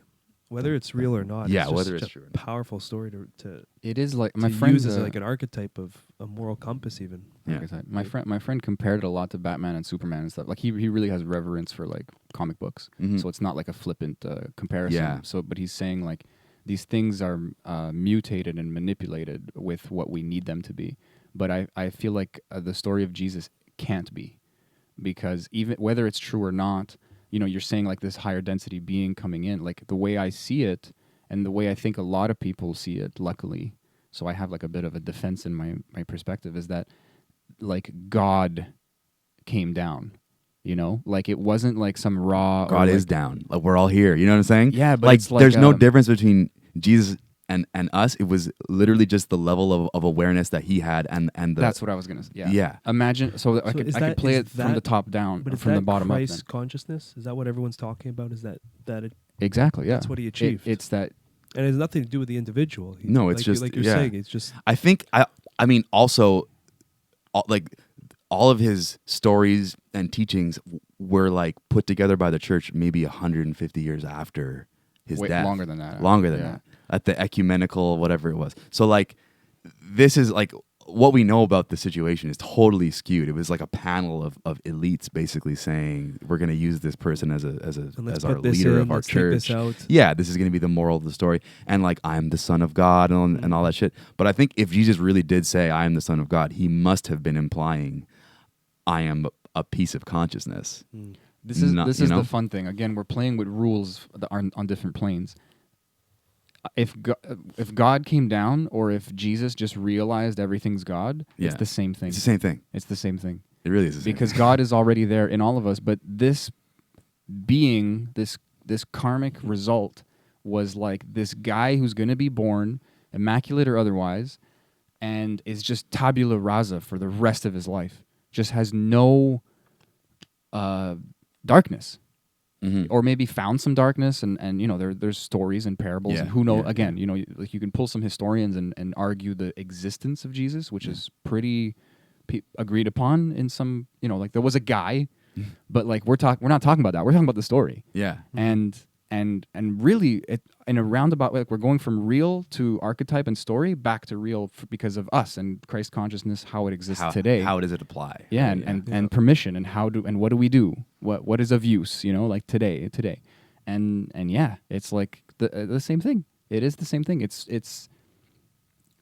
We're picturing again like a sky dad and the energy coming down and you know, like immaculately birthing something that it knows that it's like, no, we can all do that. Man, the idea of a dad, of a sky dad, sort of seems to line up with the concept of a government kind of a dad that we have created for ourselves too. And I wonder if this whole concept has been continually enforced and continually planted by elites over and over and over again. You know what? I've thought about I've thought about all this fucking crap, so I don't mean to always interject, but like I you know how there's that commandment of like no idols? Yeah. No false gods or whatever. Yeah. So if everything is a false god and nothing is a false god. Yes. If we think of it in this raw material way, Yeah. like everything is God and of Yeah. God, and then we can worship the oneness. And then if we actually, within that fear-based division mentality, think that we are lesser than and put something on a pedestal, literally or figuratively, then that is the like my, let's say, correct interpretation. Well, correct. My preferred interpretation of the commandment is that, you know, we don't need to take any action in extra. Everything is as it should be. And then within you go in that infinite within that I talked about before, and then you can be the Christ consciousness and be Mark and be Sammy, and I can be Mark and you can be Sammy, and we can be God, and we can be the child in an archetype or in the literal sense, and everything is new. That's the end of the equation. That's the one. And then how to get to the one is the universe. But now I'm wondering it's this contraption. But now I'm wondering, because if we're all of these densities, if we're all of God, why are there some trying to corrupt certain densities? Is it just like their motive? What do you mean? Sorry, like. Well, like for example, if there's like if elites created this structure for control, then they have to know that there's densities and that there's That's what Maybe not. Mark Passio. He's a guy on the internet. He's it's a familiar name. Yeah. Jay spoke about him last time. I think we were on the show, or he sent links, or we exchanged links. He talks about natural law. He speaks a lot at like anarchist events and stuff. I'm sorry, I just lost my train of thought. I forgot what I was saying about it. Your question. I was saying more that why if are the elites are aware of this, Oh. why are they kind of corrupting this third density reality? Right. The occulted knowledge. Like, the occult just means hidden from sight. Occulted, right? So like the knowledge that there is that God is the universe and that we are all just this one intelligence is kept by the people at the top and then perverted and then passed down in a slightly altered way, being like, you guys are not God, you guys are not elite, you guys are just humans or whatever, and then consciousness and God is separate from you. But why does that exist? Because if we're all of one, because we're all of one is the end result of the equation. Then why is some of us is kind of manipulating ourselves into being dumbed down and stuck and trapped and controlled? Because we don't know any better. And I say that answer might not be very obvious, but if you think about it, how are we going to know? How are we going to learn unless we go through something like that, right? Like, well, we as a collective. 'Cause Yeah. a lot of people don't know. A lot of people but don't- 3 dudes don't in a know. fucking podcast are talking about yeah. it. So like, well, I feel like there's enough of us or more of us arriving. And I say us, like people who think about this, I think of us as like wanderers, whether or not we are actually of the higher dimensional being coming back to help, or we are just of the people from here, on the higher side of the spectrum. We're, who knows? But Yeah. is it true? Is that what your shirt says? is it true? Okay, let me. Well, let how do me, you answer Let that? me hit your fucking question. Hit it hard. Because Hit all me, I Sammy. fucking Give it do a is think of spank. this shit. So, the end result is not that we all become one. We already are one. So you're using the infinite God logic within the 3D, but the 3D is like a piece of It's it. a Also, stage it's a of- facet the way we are a facet. So I am Sammy and you are Nate, and yet everything is God. It's like a way of talking. There isn't like a guy at the end of the story. It's this infinite jumble. And the fucked up part is that maybe this never goes away. And this is some cyclical bullshit. And it's just, there's just like Ra talks about a harvest. Like you go in this circle, and every time you go in the circle, there's like a new batch of enlightened beings who go have fun somewhere else. But then if this is some kind of school, there might be a new batch of morons that come in and figure it out. But I think the school also itself evolves. So Earth will eventually not be a place where third density happens. You took it right out of my mouth. Like the Illuminati idea, the name originated from these people are here to help us. They're here to enlighten us, to illuminate. That's what Illuminati means. Like, well, that's what fucking Ra describes as like they're like, we came, we built the pyramids, we tried to show the Egyptians at the time all these things. We tried to teach them the law of one, and there were a couple who were receptive at the elite level. Like there was a king or his crew or whatever who were understood it, who were receptive, but eventually it got perverted by those people, and like there's just this. It's the density of choice. Third density is the point where we choose service to self or service to others. And there are people here who are really, really working on that service to self thing. And these are the elites. These are like the churches I wanna and show the you something governments cool, of the world. So Yeah, go. But are they unaware of the next densities? This is what I think. I think that maybe at the highest levels of these organizations, there must be some awareness of karma. There must be some awareness of truth, because they're getting other people to do their bad shit for them. They're getting or they're tricking you into accepting.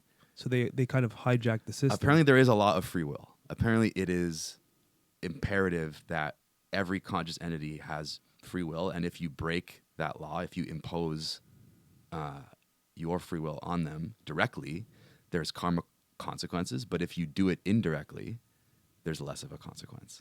So that's It why just takes longer. That's why they have this knowledge and they choose to hide it, and then they give you a altered version of the knowledge that will cause you to make choices. And they're trying to influence the choices you make so that you do what they want without them making you do it. I see. but It's it like, still comes back to bite them. it does come It back. does. It just takes But- longer. just takes because But they there's that- must know that, and they must accept that. Yeah, but I wonder how far down the chain does it go? Like, is like Trudeau the head of the Illuminati, or is he a puppet? And if he is, does he know? You know what I'm saying? Like it's every level is occulting something from the level underneath it in this pyramid model that I imagine like evil to be occupying. Like service to self, I would see it as evil, and service to others, I would see as good. And like people who are in service to self generally always have a master above them and a slave underneath them.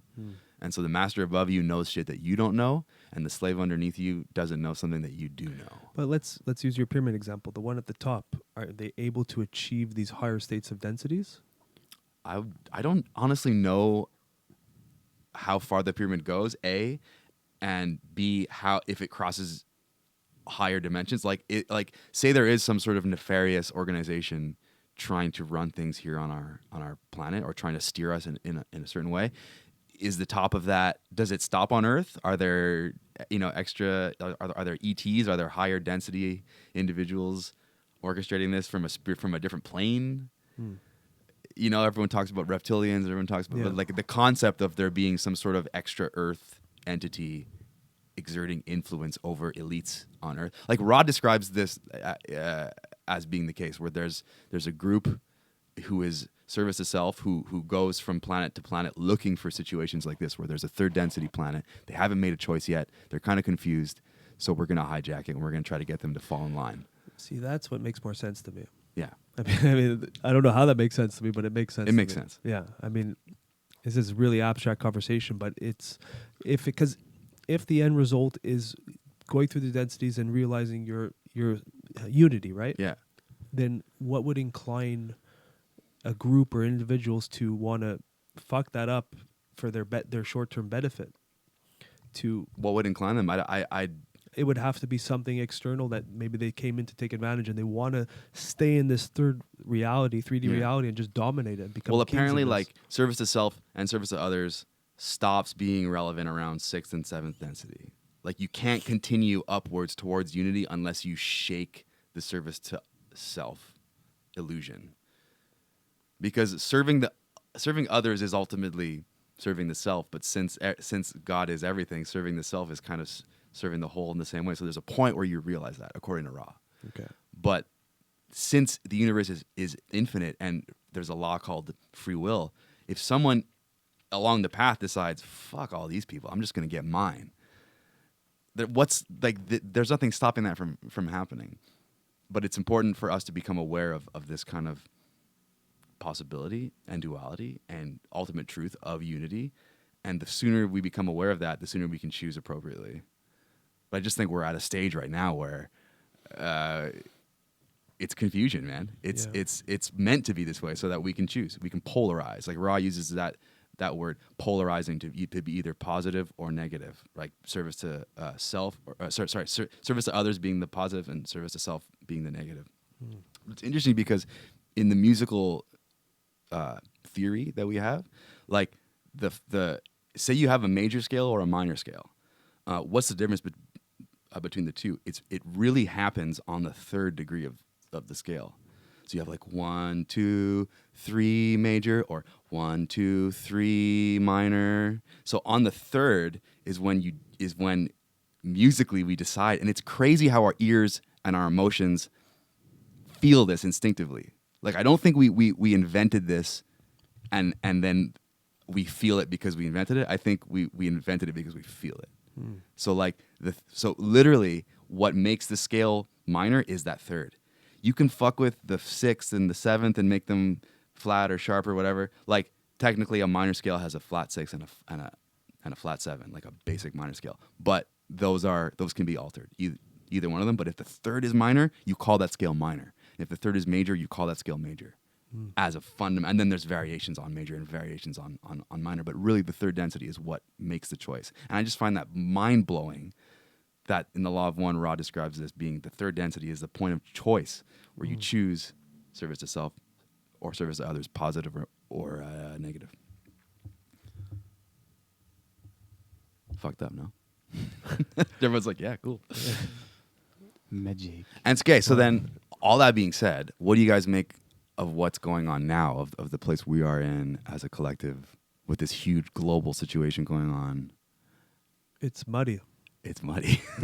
It's very muddy right now, and I'm trying to see what is mine and what is pushed on me, and like I'm trying to navigate. And I'm not making any decisions in anything in my life right now that are obsolete and like solid decisions. I'm trying to just really observe what's being programmed into me, what's my external factors, where's my mind at, where's my center, and it's very odd. I don't know. Oh, yeah, it's odd. I don't know if that's even a good answer. It's just what I'm feeling right now. It's just there's so much. I think we're at like a pinnacle of confusion right now. I think we've been. I think evil in the world has been able to. I don't know if hide is the right word, but at least trick the people into missing what evil is, or looking past it, or looking around where the real evil is. Like I think a lot of our governmental structures, a lot of our structures in general, churches and things, like just look at what's happening in Canada and honestly all over the world. Like they're finding all these remains of children in schools. Didn't they just find more? They just found more, and I bet you if they look, they're going to find more. But it's like showing us that these organizations like the church didn't have our best interest in heart. And I think this whole thing with the vaccine, like, have you guys checked out? I'm sure you guys listen to Rogan. He just had. It was a great podcast with Brett Weinstein. Yeah. But Brett Weinstein also had a podcast on his own show. They took it down, man. Yeah, but it's still on Spotify. Yeah, it was with Robert Malone, and then this guy Steve or some reporter. It was and they were discussing ivermectin, and to me that is like the smoking gun. Yeah. In terms of like what is going on, like why are they not using ivermectin? Why, It's very simple if you look at it in terms of money. Yeah, because which is power. So just for our exactly. So just for our audience, like, we don't know shit about this, but ivermectin, apparently, you can do the research, it's out there, that this is a miracle drug for COVID. And apparently, it's been around on the market for, like 30 years plus. And it's safe. Administered to, I think they administered over 1 billion doses worldwide throughout the years. And it has a prophylactic effect. So people who in the control group who took ivermectin, 0 got sick. And people who didn't, 53% got sick. For COVID? For COVID. Yeah. But also there's a principle in medicine called the precautionary principle. And what that means is, or what that states is, if you have a hunch that something might work and you also know that it is harmless to do it, you should do it. And if you don't do it, it's negligence, basically. Because you know you're not harming them by doing it.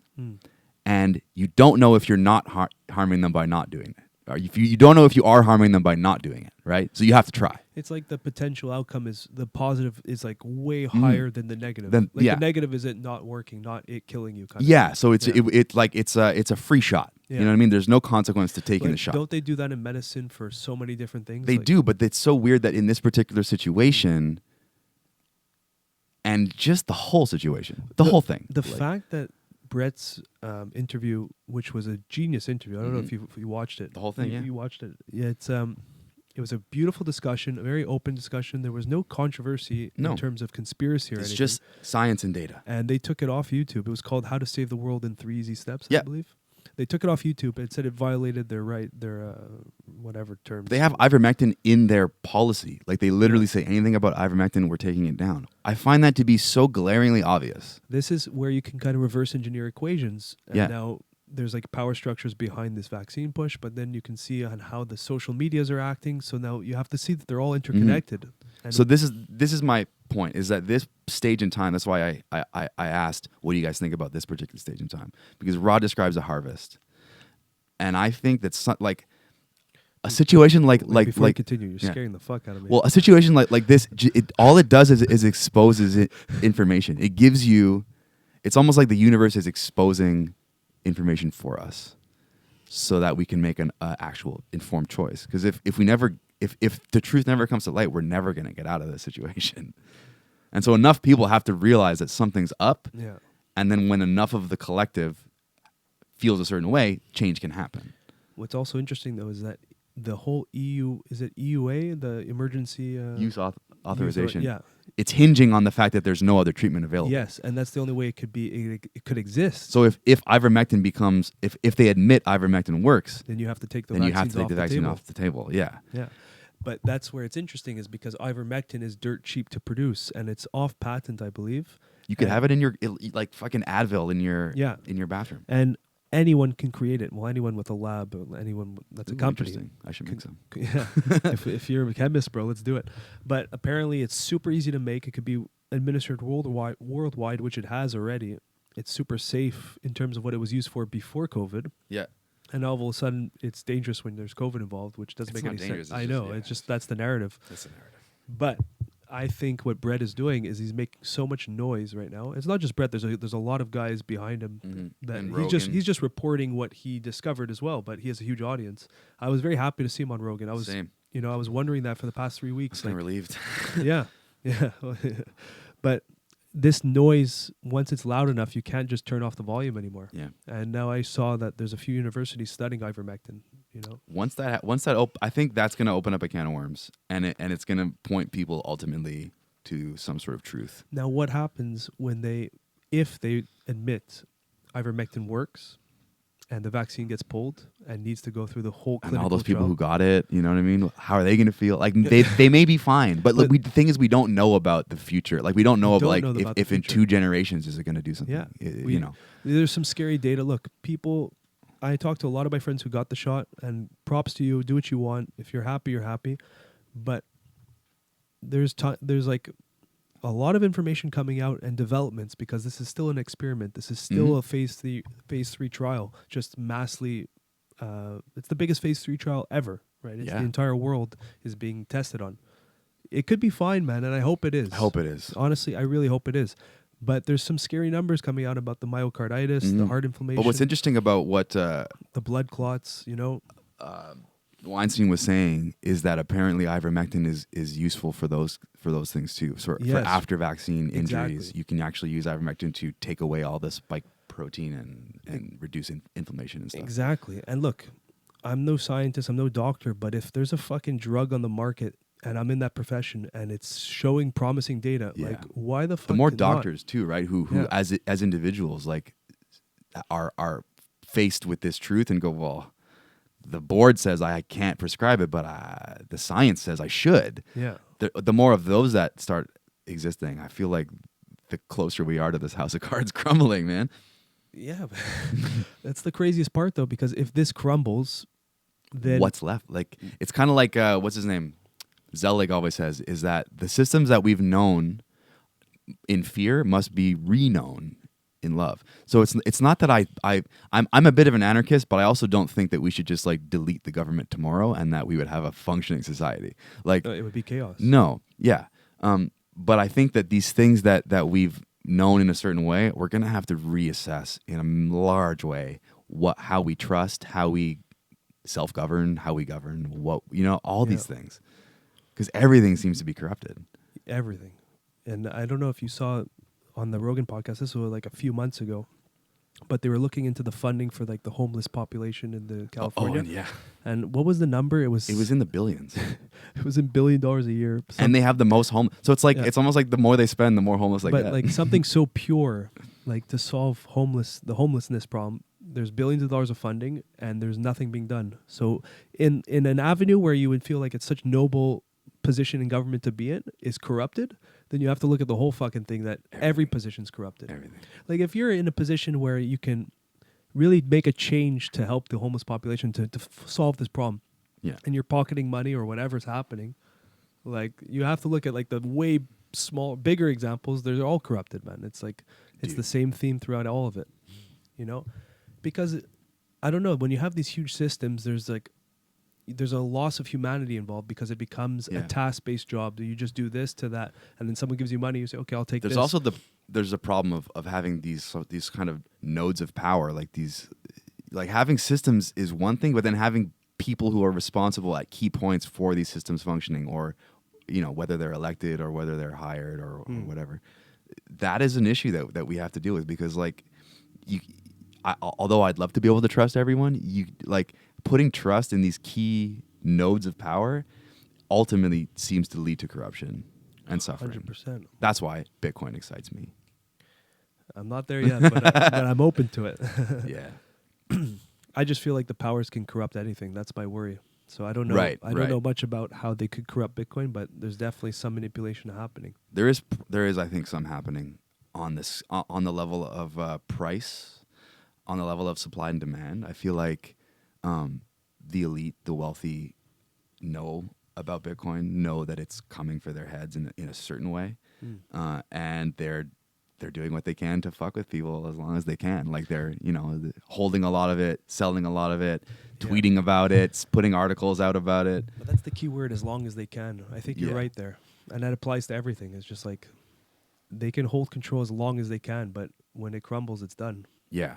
You can hide ivermectin, for example, as long as you can, but if enough people start waking up to this fucking miracle drug or Bitcoin or whatever, or realizing that we're all one and we're heading through the next density, that control fades and falls apart. Yeah, and I think we're just in a stage where, like, call it the universe or God or consciousness or fate or whatever, but something is like putting our planet through this spiritual ringer, and it's like wringing out all the bullshit. Like it's coming to the surface. Like we're seeing the pustules come out of the skin, and we're like, this is fucked up.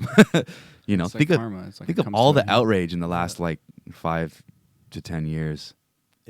There's something happening, man. There's such momentum in every movement, and every emotion is just amplified. Mm-hmm. And know? and I said this earlier, but it seems like everybody wants to change the world for the better in their opinion of whatever that means. But it seems like we're being divided into camps, and we're being given these false alleyways to improving the world. Like, vote this way and you'll improve the world, or buy this and you'll improve the world, or etc. Pick your, you know what I mean? Yeah. The problem is these people. The problem is these people. These division lines. It's these division lines, but we're still not quite real. We're still not quite there yet where we're going to realize, oh, like we are actually one. Unity is the thing. Do you know the term swan song? Yes. Like when something dies, like Yeah. the sound it makes? Yeah. This is what's going on, I think. Yeah, I think so Like, too. I love that. What's the sound it makes? I don't know. Well, like this is what we're making now is like this they say before a candle goes out, it becomes its brightest. Yeah. So it's like there's Mm. like we have siblings, all of us, you know, Mhm. like you realize how you shape each other.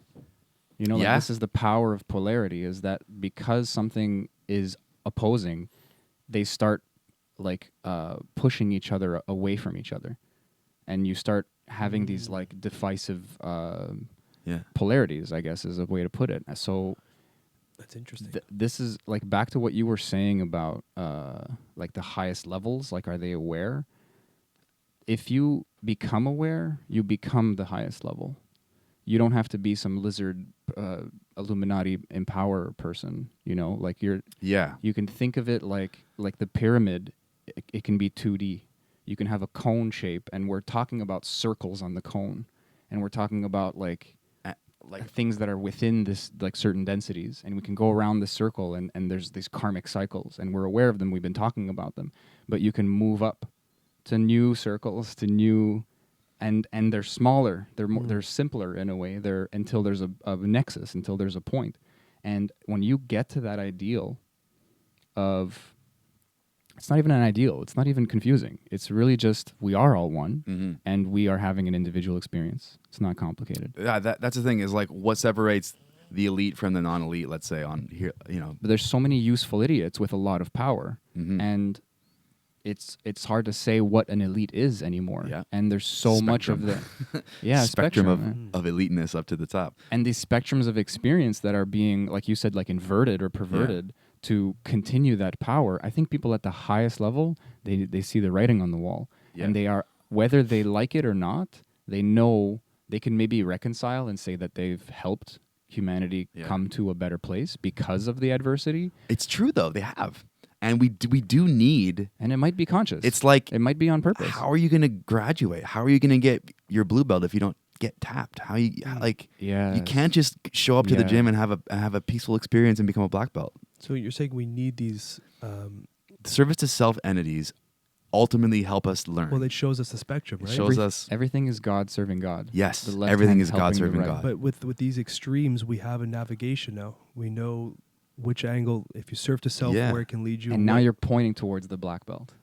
Yeah, and the navigation is the heart. I You're feel not like there yet, but you're in the that com- direction. Yeah. the compass is within, and like you ultimately have to ask yourself, how would I like to be treated? And that's how you should. Then that's how you should go. That's what you should push out into the world. That used to be too simple of a question, but now everyone knows that the world is complex and that it's not as simple as like just do what you want done. It's like it is that simple, but it looks complicated because there's so many micro choices in this 3D density. and not everyone is at that point where they're like, oh, I have to treat others like I want to be treated. Like a lot of people are hurt, and they're like, hurt people. So fuck you, fuck me, fuck you. You know. Yeah. But that's Yeah. not them. That's their patterns that are hijack their brain. in a That's sense. that's their like that's almost their animal, their second density The body. choice to pretend you have The no second choice. density body, is just reacting Reaction. and Just not pure reaction. stopping and being like, wait, well, if I do this, what's the consequence? Because if you send a ripple of badness out, it's just it's gonna keep going. I wonder, from birth, are we going through each of these densities? I think so. because like when we were born, we're kind of just like this 2-dimensional mindset, or even 1-dimensional. Like we just laugh, cry, and poop. Yeah, You know? And then you have don't see it that you have way. a first density body, which is like the material that you're made of, like the minerals and the atoms and shit. And then you have a second density body, which is like the animalistic body. And then you have you have your newly formed third density, which is just the stage of self-awareness. Well, because when I was like 14 or 15, I was definitely a second density entity. I was just not thinking ahead. I'd love to hear like a yogi's perspective on this, because Yeah. there's that stage in development when you're a kid and you realize that like it's you in the mirror, or other Yeah. examples like that. So maybe there's like another some kind of linking or some kind of like development of like another chakral system or something,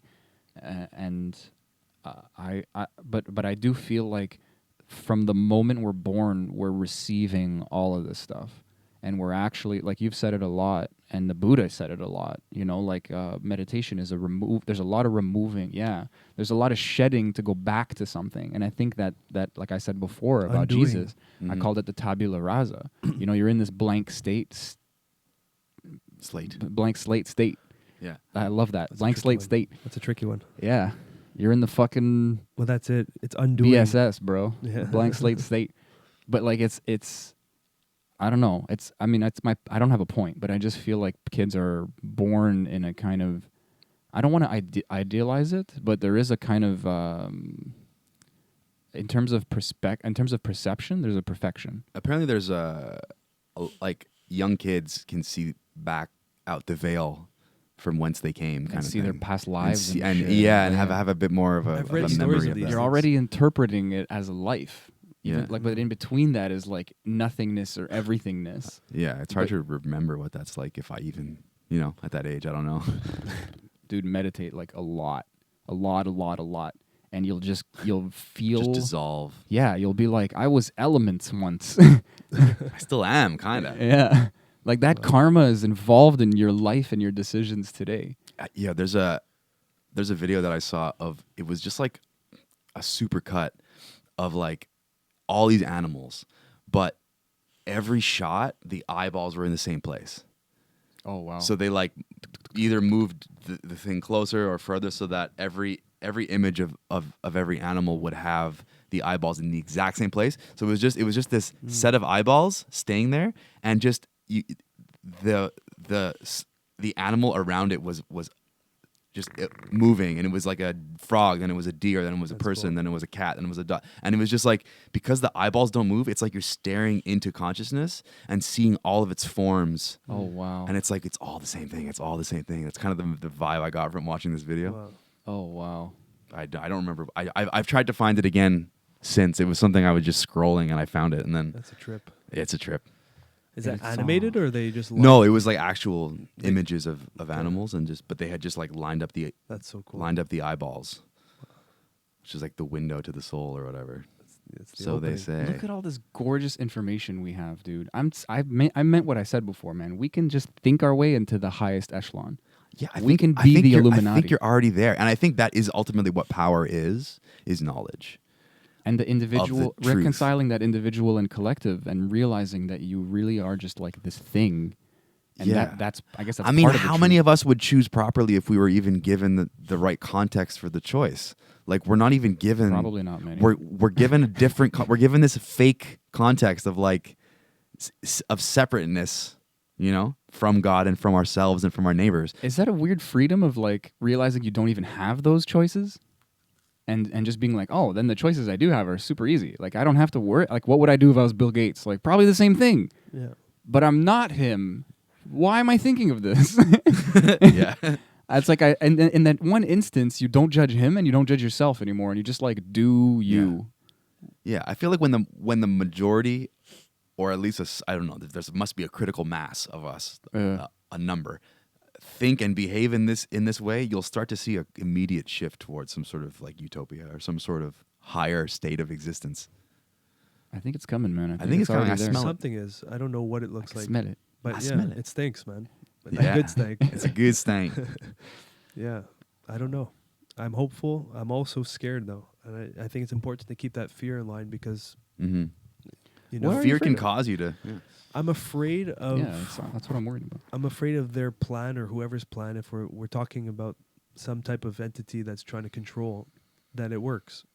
Yeah. That's my fear. My fear is that we get stuck in this fucked up dystopian, and you can still create this utopia in your mind and your reality. Mhm. But I'm afraid that the collective would just be this dark tunnel. But That it's would been suck. bad. We've been in a dark tunnel. There's so much But suffering it in could be pockets darker, all over too. the world. It could be I mean, because, but could Genghis it be? Khan era, you know, I World know, War but II. yeah, and a shit. lot of people were probably really happy then as well. There's pockets, like you were I'm saying. happy until you saw the ships come, and then you're. But that's what I'm fuck, saying. So my are you life. afraid of Ah. your suffering? Are you saying? Let me ask you a question. Yeah. This is some Paul Selig shit. If Let's you do were this. the entity that was fucking with the earth, then are you not of God? Are you not worthy in some strange way? If I were the entity, Yeah. If you were the entity, If you were the top of the pyramid, let's say. or even beyond the let's say perceived pyramid and Right. affecting The one who was the affecting, karma of yeah. the earth in a negative way. From everything we talked about today too, like you might be aware in such a way where you're actually helping us, but it's like a dad throwing the kid in the water. They might see it that way, and that might help justify their behavior. But we know that it's true. We know that it's actually been true so far because Yeah. not enough people saw it that way, so they needed to suffer. And we're actually making the choice as a collective consciousness, as humans individually, and To thus suffer so that we can learn. to right? align with that suffering, Yeah. and then to get out of it through that lesson. Exactly. Mhm. So if that higher entity has the wherewithal to control us at that level, it probably fucking knows that. Even Mhm. if I don't justify its actions, does it not deserve the love of God? Is it not a 100% creation? it does. Yeah. it all It- does. So You know? that's the fear. That's what the fear is thinking if I was this thing, I wouldn't deserve love because I don't love this thing for making us suffer. That's the Maybe real that's a piece deep of the down fear. Because we think the deep down fear is death, but you don't care Well, about you're- that anymore. you're gonna die for You've taken the sure. toad, bro. You Yeah. don't care about dying. You know what's coming for you. Yeah. It's true. Yeah, So man. what are I guess you afraid of? I guess it's more of an intellectual fear because in my core, I'm not actually afraid. But Yeah. you still like It's- say we descend into like a hell on earth. You still got to live through that. Yeah, and you that still- doesn't seem like fun. No, that would suck. And it would also hurt because other people are suffering around you. But that's more of my fear is just this controllable reality might just kind of, I don't even know how to word it, but go through that, experience that kind of hell. But knowing the concepts that you know from doing the toad and doing psychedelics and just reading these fucking texts, you know it's all good. But like you said, you have to kind of You have to go through you the have to ride. do your time, you know. You're and- strapped in. Yeah, you're strapped in whether you want to be or not. So You can't get off the roller coaster. it's like, example, like you can tell me these concepts I understand of death, but if you're hanging me by my balls for 24 hours, I still have to experience that pain. Oh yeah, And to find my meditative state in that is going get to be tortured and shit. Yeah. Like it happens to people. Have you seen the movie Martyr? Martre? No. It's a horror movie. I don't recommend it. If you're not in the mood, it's horrible. But yeah, man, when you get tortured, you still have a choice. It's fucked up to say that because Yeah. I would probably not make the right choice for a long time, and I might even die before I get the chance to make the right choice. But that door is always open in every situation, and I could say that easily right now because I have a fucking dope ass life. But maybe part of that is just perspective because I had a very similar life a year ago, and I was in hell. It is a lot of perspective. So that scares me in a good way. I don't know what that excites me. That excites me because I could be hanging by my balls, and it's fucked up And to be grateful. Yeah. In that moment, it's possible to feel gratitude. to be like, wow, It is my, possible, though. yeah, like I can't wait to die and think about this in my higher self. Yeah. Like, hey, remember that time you were hanging by your balls in that one dimension? Like, oh wow, that was crazy fun. What an experience! You know, it's Wow. like at least you get to be alive, but then you're oscillating like a flickering flame back and forth into the oh my god, this hurts so much, I hate life, and it's In just and this out of the monkey. spirit realm, just coming back, fucking pain, Yeah. and going out laughing about the pain, coming back. And then that exposure, like that's what that movie is about. That exposure makes you realize that you're always making choices, and it's like whoa. And then you move up the rings. and You we stop are playing all this always game. making those. It's almost you know like what I that's mean? a fast track to Yeah. enlightenment. Like choices are being Suffering made. is a fast track to enlightenment. You heard it here, Yes. folks. You heard it here first. Well, that's when Jesus probably fully ascended in that story, was when he was hammered to the cross, because Yeah. that's the letting go of the physical. Yeah. You know, he had to, whether God or son of God or not, or however you read about it, he had to experience that pain until he died. So I think the pain was Just knowing he was gonna die and choose like you said about the. I mean, just I'm nitpicking here. Yeah. You're right 100%. But I think there's just Like, could he have stopped it with a wave of his hand? You know, like, yeah. like But the choice, I don't think there was fear. fear then, because if he could have stopped it with a wave of the hand, well, could he have?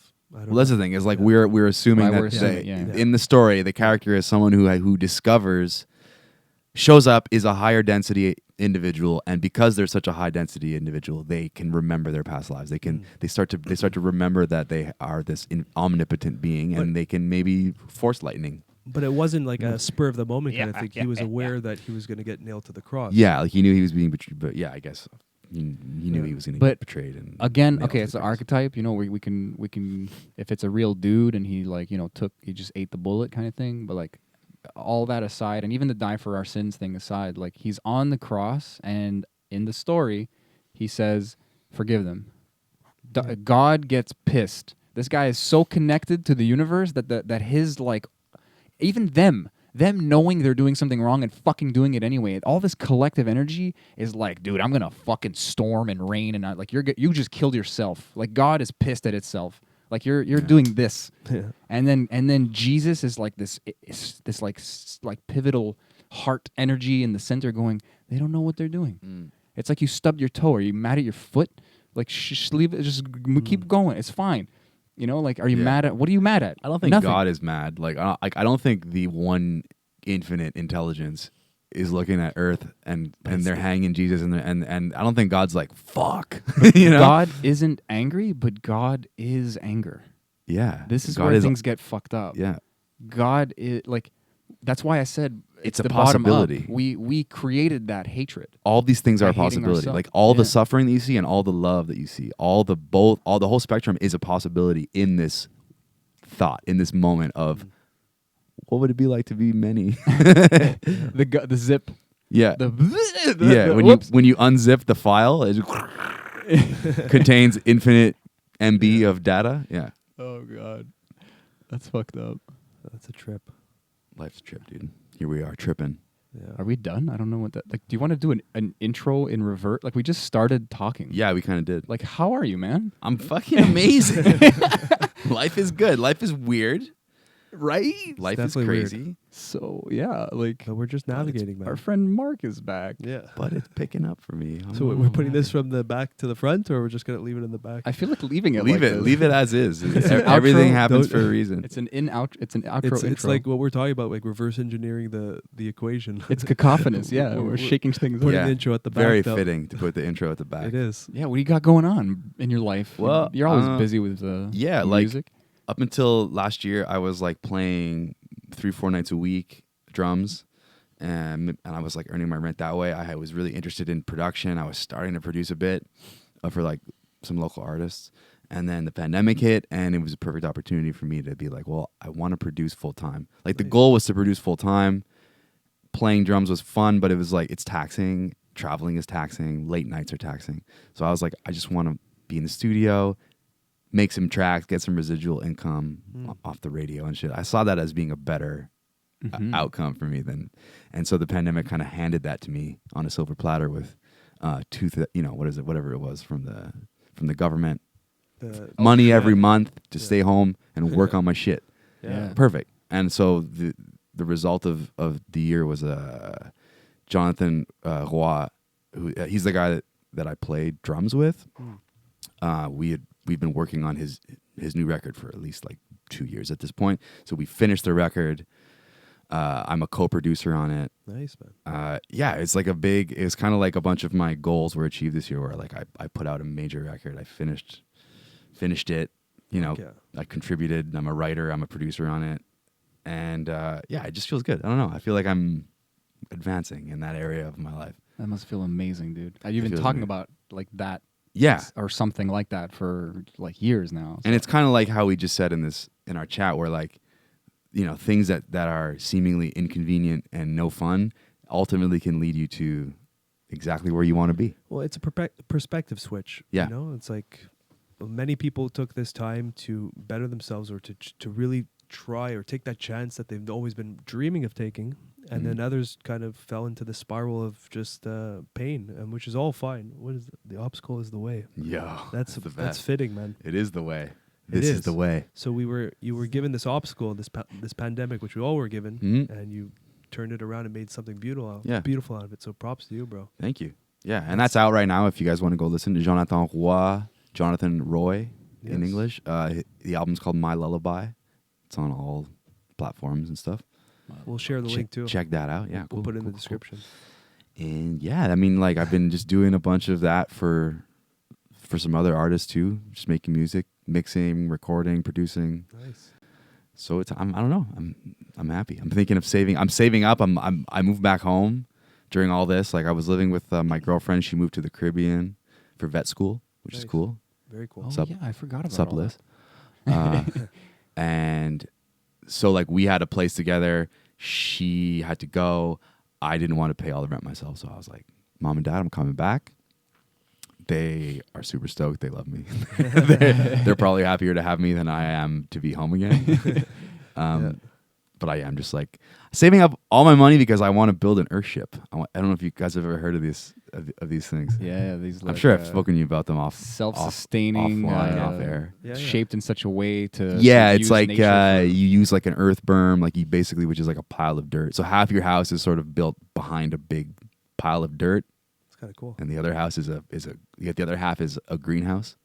So it's like Oh, nice. framed with wood, and like the roof will collect rainwater, store it in these big cisterns that are inside the berm, Okay. inside the earth berm. This is not what I thought it was. Okay, It this is regulates cool. its own temperature. Yeah. It's really cool. I love and that. it's like made with a lot of recycled material, and you can kind of do it. It's kind of DIY, but you're probably I'm gonna need a lot of help probably. I love that idea. I Yeah, want it's to look cool. into this. This is super cool. Earthship, Fuck. check it out. Earthship. That's Wait, do you have like a location in mind? My folks bought some land up north. Oh, you told yeah, me. yeah, just past that I'm Tremblant. gonna build an Earthship right next to you, bro. Fuck we, it. we have a lot of space. I think we got like 100 acres. Oh, you're Jeez, so bro. privileged. Yeah, so privileged. I love life. Yeah. Well, we do. I mean, I'm gonna have to spend money. I'm gonna have to build a road. There's no there's a dirt road that the property's on, and then to build on the property, you need to build a road on the property. Oh, do you? Oh, Yeah, just to bring it's stuff. just woods. I was gonna say just It's like forest. Yeah, just like bring a gator or like a fucking four I wheeler. mean, it's gonna be a lot of work, but the end result could be so crazy. So rewarding. I Yeah. feel like. Fuck, Yeah. man, I gotta get some land. Yeah. Let's just well, use Get his. some land and live, Use mine. people. Fuck this is just live. Yeah. Just be autonomous. Be independent. I love it. I think decentralization is a big part of the future. Like the more centralized we are, the more we are relying on That's the nodes anarchy of thing. power. It's true. People's decisions are affecting Yeah. everyone else. So Those are simple solutions to me. That's the anarchy thing that really like the real meaning of the word. Like, Yeah. like Mark Passio says. like grow your food. yeah, You know. no masters, but like civil servants need to serve first Yes. of all, They're- and then they are our slaves, not our if- masters. well, but they're voluntary. So Voluntary so they're not slaves. slaves. And It should be noble what they're doing. exactly. Well, speaking of okay, so but in a kind of a human imposed karma, if they fuck up or lie, Should be held accountable. they get held more accountable. Mm. If they're chosen, but if it's like jury duty, Yeah. duty, where you like Jury where you kind of it's like not voluntary, it's like imposed on you. Mhm. Then maybe it's just okay, you suck, get out of here. Maybe it should be like jury duty. And Corey it's, was talking it's about that. decentralized. That's the big part of it. A as friend of well. mine was saying, like, think about. I mean, it's kind of like Most heroes are it's reluctant. kind of lose, but like if you have a reluctant hero, like if say how it worked was everybody nominates whoever they think should be in charge, and the first round you get like literally a million different nominations, but within that you'll have some that came up more than once. So you just narrow it down, and you narrow it down, and you narrow it down, and eventually, I don't like that idea. No? No, because it's well, that like could be corrupted. 5 people, Yeah. like everyone votes That- for that mo- themselves, that and model then could be 2 cor- guys vote for one other guy. But that model could so be that corrupted, one though, guy, because you could just be a fucking billionaire and pay off of 100 million. well, that's what we kind of have now. Yeah, Yeah. It's kinda what we have now. advertising first to the finish Yeah. line. And I mean, it's Jury duty I is the way say to go. I say bro. it's lose because it's true, yeah. Yeah. But I say it's lose because like what we have now is weird, but like it's basically you get the selection process is made for you up to the point of Yeah. you have these 2, 3, 4 whatever parties, and then you get to pick between the two. The truth is, you only really get 2 parties, at least in the States. Yeah. Like they say, there's more parties, but who's? Well, kind of everywhere. I Most think people the end up truth is voting. you only get one party. Well, it's like I said it before. It's like the birds of the left, right is the wings of the same bird. It's Yeah. like it's just like theater at this point. Yeah. One But also sided- think about like, in China or in Russia, you have this sort of no limit on terms because the person in charge just said, you know what, I'm in charge now. It's like fuck limits. Well, Let's scratch this yeah. one out. The term limits- corruption. I think corruption is what needs to be addressed. Yes. Whatever the system is needs Uh-huh. to be modified so that corruption is limited or almost impossible. Yeah. Because that is inevitable. Yeah. Those people need to be reallocated in human society to do something else. They're not useful in power. That the type of person, the Yeah. psychos that just want to climb to the top and have the fucking I'll give you- energy. I'll give you a quick solution to all the corruption problems. Guillotines. Knowledge. Okay, you get the noble Jiu-jitsu. ones who jiu-jitsu match. No, LSD. put him to win every time, man. Black belt in judo. Yeah, Come you on. slam them. But Ippon. you have your people, public Spetsnaz. servants that want to be the public servants that they chose it. You gather them all up. You do a huge ayahuasca ceremony, 10 Mhm. days long. That would help. Every fucking night you have to drink. But I think the And thing at that would end, at the just end of in the case. 10th day, you come back to the ceremony. If you graduate, you finish the ceremony, you can go into power. If you can't, sorry, on to the next group. yeah, I think that would help tremendously. Psychedelics in general, man. Yeah. I'm a huge proponent. I'm a huge believer that can be a big change for us. Yeah. Is these humble experiences that put the mirror in front of you. Mhm. You know, and look, people laugh at me, but it is a fucking solution. I think Dude, the thing that who that laughs would at that you? would fix People who haven't done ayahuasca. yeah, that's But right. That's what I'm saying. I think ultimately what would address all the issues is what we said before, which is just like if enough people realize the unity and realize what is right and wrong, like what rights we have and what rights we don't. Like a lot of us think that like, oh, if the government signs a bill, we don't have those rights anymore. But that's not true. Like you have the right to your freedom and you have the right to like our rights end where your friends' rights begin, let's say. But the more people realize the objective truth in terms of what's right and wrong, the harder it's going to be for people to lie to them and convince them otherwise. That makes me so happy because it's just like there's something really like let's say accomplishable because it's just education. Yeah. And like You don't have to invent a new system where it's uncorruptible. it'll just more- kind of I don't happen. know if it's It'll education. emerge. Yeah. If it's education or if it's awareness. I think. Well, Semantics, maybe. yeah, exactly. It's education, but like I heard it as well. It's like it's awareness. It's culture. It's a thing that's going to happen over generations. It's like everything we talked about. It's like but, imagine if you open up the TV and every newscast is like, remember, you guys are all one. We're all from the same consciousness. Just We're all made of imagine that. love. Instead of like all the bullshit that we Fear, get on fear. TV. Fear. Imagine that'll be that. inverted too, Imagine- by accident or on I'm purpose. sure. Just imagine that. If that was the news sources, You know? what kind of world this would be. If our culture preached that as a value. But it's funny how we're tricked in believing that we seek these negative stories. Like that's like our human. Human nature. That's- Human I nature think is that was an interesting word because I believe human nature is the nature of third density, and the nature of third density is the nature of I choice. love that because that is general. We're programmable beings. Yes. We We can- have a lot of karma as monkeys. We We can have a lot choose love, of we can choose potential. fear. Yeah, we're fucking monkeys, bro. And some people choose fear, but then like when you show examples of people choosing fear, people, the cynicists the cynical ones, cynics in our society point to it and say, human nature. See, you can't trust anyone. This is why you need authority. This is why you need government. This is why, Manipulation. yeah. I actually had I'd say a pleasant debate because I love this woman. It wasn't an argument, but she's like, overpopulation is a problem. Humans are inherently evil. And I was like, wait a second.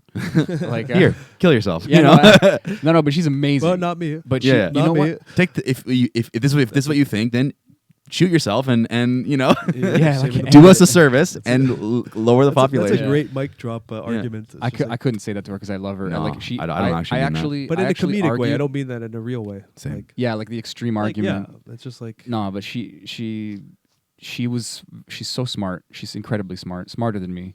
And I don't say that lightly. I believe I'm very smart now, finally. But I wow. all of that, right?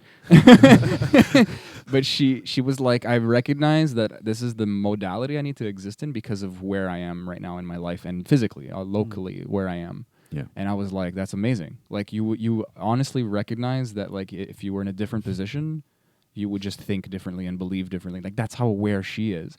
And I honestly said I said the opposite to her. She was like, I don't like where life is going right now. I don't want to have kids. And instead of saying kill yourself, I said, no, you should have kids. Like you should procreate. You of all people should make people. Yeah. But like don't pretend you're saving them from some shitty reality. Like it's not love. They're not alive yet. Make them and then love them. Don't think you love them so much that you won't have them. You won't like subject them to reality. That's nonsense to me. But anyway, I'm not going to straw man. I'm not going to argue with her when she can't defend herself. Yeah. But my point was that there's human nature. It's like Paul Selig says it a lot. Like we're ordering off a menu, and we think that we're stuck in one place, one restaurant. It's you could do whatever you want. You can order off a different menu. You can order off a no menu. You can cook for yourself. You can go in the back, start slapping the chef around until he makes you fucking mac and cheese. You can do whatever you want, but you're just there. You're just there going, I like being served. I guess I want this. And it's like, That's a good do analogy. you? So the It's a key great is- analogy. The key is eat the fucking food. The key is do what you feel. You know what I Yeah, mean? man. Like you could literally go up and slap the chef, or you can just be like, all right, I'll take the, or you can just be like, what do you like? You know, you can ask the server, what Throw the do you menu, recommend? lottery that fucking bitch. Yeah. And funny enough, this is why we love Cacophony so much. There's something inherently powerful and spiritual about rocking the boat, just so that you remember what is not. Mm-hmm. Because in yoga they call it neti, not this, not that. That's what it means, sort of, in Sanskrit. And it's the idea that you don't know what is, so you sit and, let's, air quotes, like meditate, or whatever your practice is. Oh, I'm not this, I'm not that, I'm not this, I'm not that. And then eventually you're left with what is. And the same thing can be done with natural law. You go, hey, well, actually, I don't need to wear clothes. I'm just told to wear clothes. Mm-hmm. But then there will be repercussions because everyone thinks that I need to wear clothes. Okay, so karma's a thing. Collective agreement is a thing. Nudity is not really a thing. Like homelessness. Yeah, like there's some stuff that doesn't have any like moral left or right or up and down. We don't realize that we're like repeaters of things. We're sustaining and creating these things in real time, but we think that they are just true. Yeah. And they're not. And it's like, that's why I instantly brought up language, because not only is that true for language, and I said at the beginning, I don't think we were recording yet, but I don't like that it changes. But the fact is that language also informs our reality directly. Yeah. But we are unconsciously allowing language to change, and thus allowing our like an unconscious part of our collective agreement to just fluctuate unconsciously. Why? Did you hear what I just said? Why would we do that? Why would you continue doing that? Yeah. Get a Is it positive or negative, wrangle right? that- Like, is it bad that it's fluctuating? It's unknown. And everything is in flux. And like, where do you draw the line, you know? I like the idea. This is a personal thing. You're right. You have a good point there. Like let it all be changing or changed. Like I said before, like behold, I make all things new. But I do just personally like the idea of specificity of language. Mm-hmm. I don't want to restrict it to the point where you limit that change or try to control that change, because then it's all out of fear. But if I have intention and awareness, like I said before, then I'm fucking up out of ignorance. So why would I continue that ignorance? I don't want to. I think. Sorry to cut you off. Go, but please. this is I was your- going to rant. This is Thank your, you. This is your candle example. It gets brightest before it goes out. Like I maybe, just remembered something. but maybe that's Do the it. language chaos. The chaos between it is just gonna into this new formed language, and I think it's gonna be like Tesla neural net. Yeah, some type of fucking fucking. hope not. Tesla Neuralink. Some That might be type the of- start of social memory, and like of us becoming like raw, becoming. But that's accessing it. We all might of just our- all access the realm of where we don't even need to form language to understand. Yeah, maybe that'll instantly Because upgrade language us. is limiting. Like, take a Excuse me. psychedelic experience and then explain to me in language. You're not going to Oh get my it. God. But if I can tap into your mind telepathically, I will experience your It's psychedelic instant experience. understanding. Instant understanding. And I Instant. think that is the beginning stages And that might to just train. be the thing To- that goes like, wait, you're just like me. I'm just like you. We're just and we just Yes. our eyes roll back, and we like. and then it's the fucking. We go to the 7th fucking the whatever density right Yeah. away. You know. Have you guys That's ever heard of crazy, like a slingshot? But Project that's it. Looking Glass? Look, why does it sound so familiar? I don't know, but Looking glass. it's- Oh, the look through the curvature of the universe. and Yeah, see where the you past, can see like the or future something? and see the outcomes of your choices. And Why do I know that? it's been one of these like conspiracy heard it theory. Anyway, People yeah. who read about like ESETI and ETs and you inevitably And fall. HAARP and- You inevitably end up hearing about Looking Glass at least once. But apparently, Looking Glass was something that whoever, these occulted elites somewhere at the top of the chain, they have access to this, and The they space lizards. Alex Jones, I heard this through him. and they're like basically testing out like if we I just heard his voice. if we That's do what this if we make this move in the world, the outcomes will be XYZ, or potential outcomes will be XYZ, and if we do this, outcomes will be ABC or whatever. And apparently they bottleneck themselves. in 2012, and did they bottleneck themselves, or was it just Inevitable. is it just inevitable that Earth evolves and that consciousness will ascend and that the people won't be controllable anymore? Because apparently what they ran into was 2012, the timelines converge. There's no That's a trip. because and this is the thing is like when midnight strikes, there's nothing obvious that happens. The sun's still down, but 6 hours later the sun starts coming up. Yeah. So like 2012 strikes, nothing changes. Everyone goes, oh, Mayan calendar, it's all bullshit. It's all superstition. But actually, maybe what was happening was some sort of converging of the timelines where there's no other alternative to what's going to happen. Like awakening is now It's in line. it's inevitable. Yeah. Maybe that's always inevitable, and like in other multiverse dimensions, 2012 is just a different year. Dude, it's a macro. It's just a hologram, because if you think about the way I'm describing the way Ra describes, you can split up. You can go service to self, positive, negative, service to others, positive, and then eventually there's no avoiding it. Eventually you realize the truth and you converge. And it's the same thing maybe on a I don't know how long the scale is, but say like a cycle is 75,000 years. At the end of the cycle, there's no getting around evolution. It's coming. It's happening to the planet. And whether as individuals we all make it or not, or if some of us have to go reincarnate again, and That's the journey. that's the journey. But I just found that to be a fucking trip. It is. That's a fucking trip. Allegedly these elites were able to see their outcomes of their They manipulated it as much as they could. yeah. But then the fucking. But just so interesting to think Yeah. that like Whoa. Earth is going through, and it's almost like the reason I asked about time and position and space in the galaxy and how that relates to consciousness. Like, what if as our planet moves in space, the energy around it is changing, and its awareness, its level of consciousness is moving. Yeah. And like there's nothing that we can do about it. You know what I mean? It's like evolution is so built into the fabric of space-time. And like from the 3D, it could look correlated, but like from a higher dimension, it's not that one creates the other. It's that they're just aligned. Like It's the same we're thing. making it happen in the 3D, and also it's making us become more aware in the 3D. And as we become more aware, that's what happens in the And in you the and you position. see things happening where like the elites' plans are now making themselves, it's exposing themselves. It's like they can't control without exposing that they're controlling. Yeah. And so the very act of controlling is now causing them to be less us to be less controllable. That's so well said. It's like a tipping point. Yeah. It's really a point The of no return. TSN turning point. Actually, you said that a few podcasts ago. I was listening, and you said you used that word, that terminology, the point of no return. Yeah. There's like maybe not a critical mass of awareness, like you said before, but like you just said it perfectly. I really can't. I can't add anything to that. It's crazy. Like the more they push, yeah, and it's the more obvious. the more obvious it becomes. and so it's Yeah. not good and evil, because evil leads to good. So it's actually like good and evil is more like a 0 and a 1. Yeah. It's A just plus a- and a minus. and And it's like work that is done. thing. And Ra describes that too. Polarity, being actively choosing negative or actively choosing positive is being polarized. And same with electricity. You the more polarized you are, the more capable you are of doing work, spiritual work, like electrical work. Yo, That's true. I hate. Okay, we don't have to lie that all of this is inspired by Joe Rogan, but he often quotes the Book of Five Rings, Miyamoto Musashi, and he says, "If you know the way deeply, you see it in all things." Yeah. And I've thought of this a lot because there's this everywhere. simple practice where you turn from left to right. You just circle like a clockwise, and this is just a basic like a kind of like an asana, like a yoga practice, but it's not exactly a posture. You're just kind of spinning like in the 5 Tibetan rites.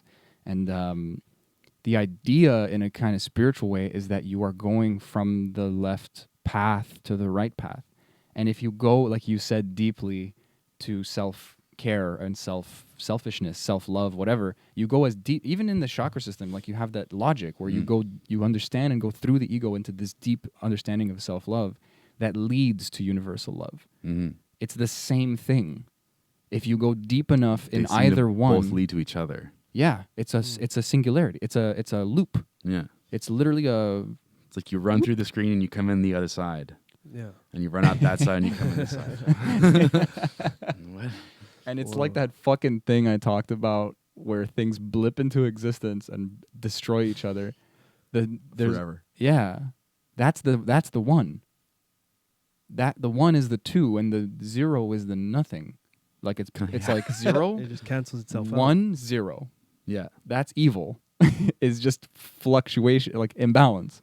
And it goes and reaches a pinnacle and then stabilizes. And then it unifies. Like Yeah. we start at Whoa, unity, tripping me out. we go through all forms of imbalance to eventually return at unity.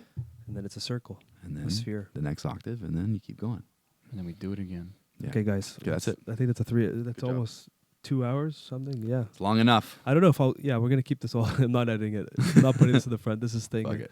Yeah. The intro was actually the outro, but we did it not even at the end. In the middle. In the late middle. That's true. We kept That's good. That was really deal cool. with it. Yeah. Awesome. Okay, guys. Thanks for having me. Thanks for coming on, Peace brother. out. We're going to put Yeah. your links. Keep doing what you're doing, bro. And you're Much welcome love. Much anytime. love. This was very fun. Hell yeah. Yeah. All That's the sound. What's that sound you said? The bird when it dies? The swan song. That's the swan song.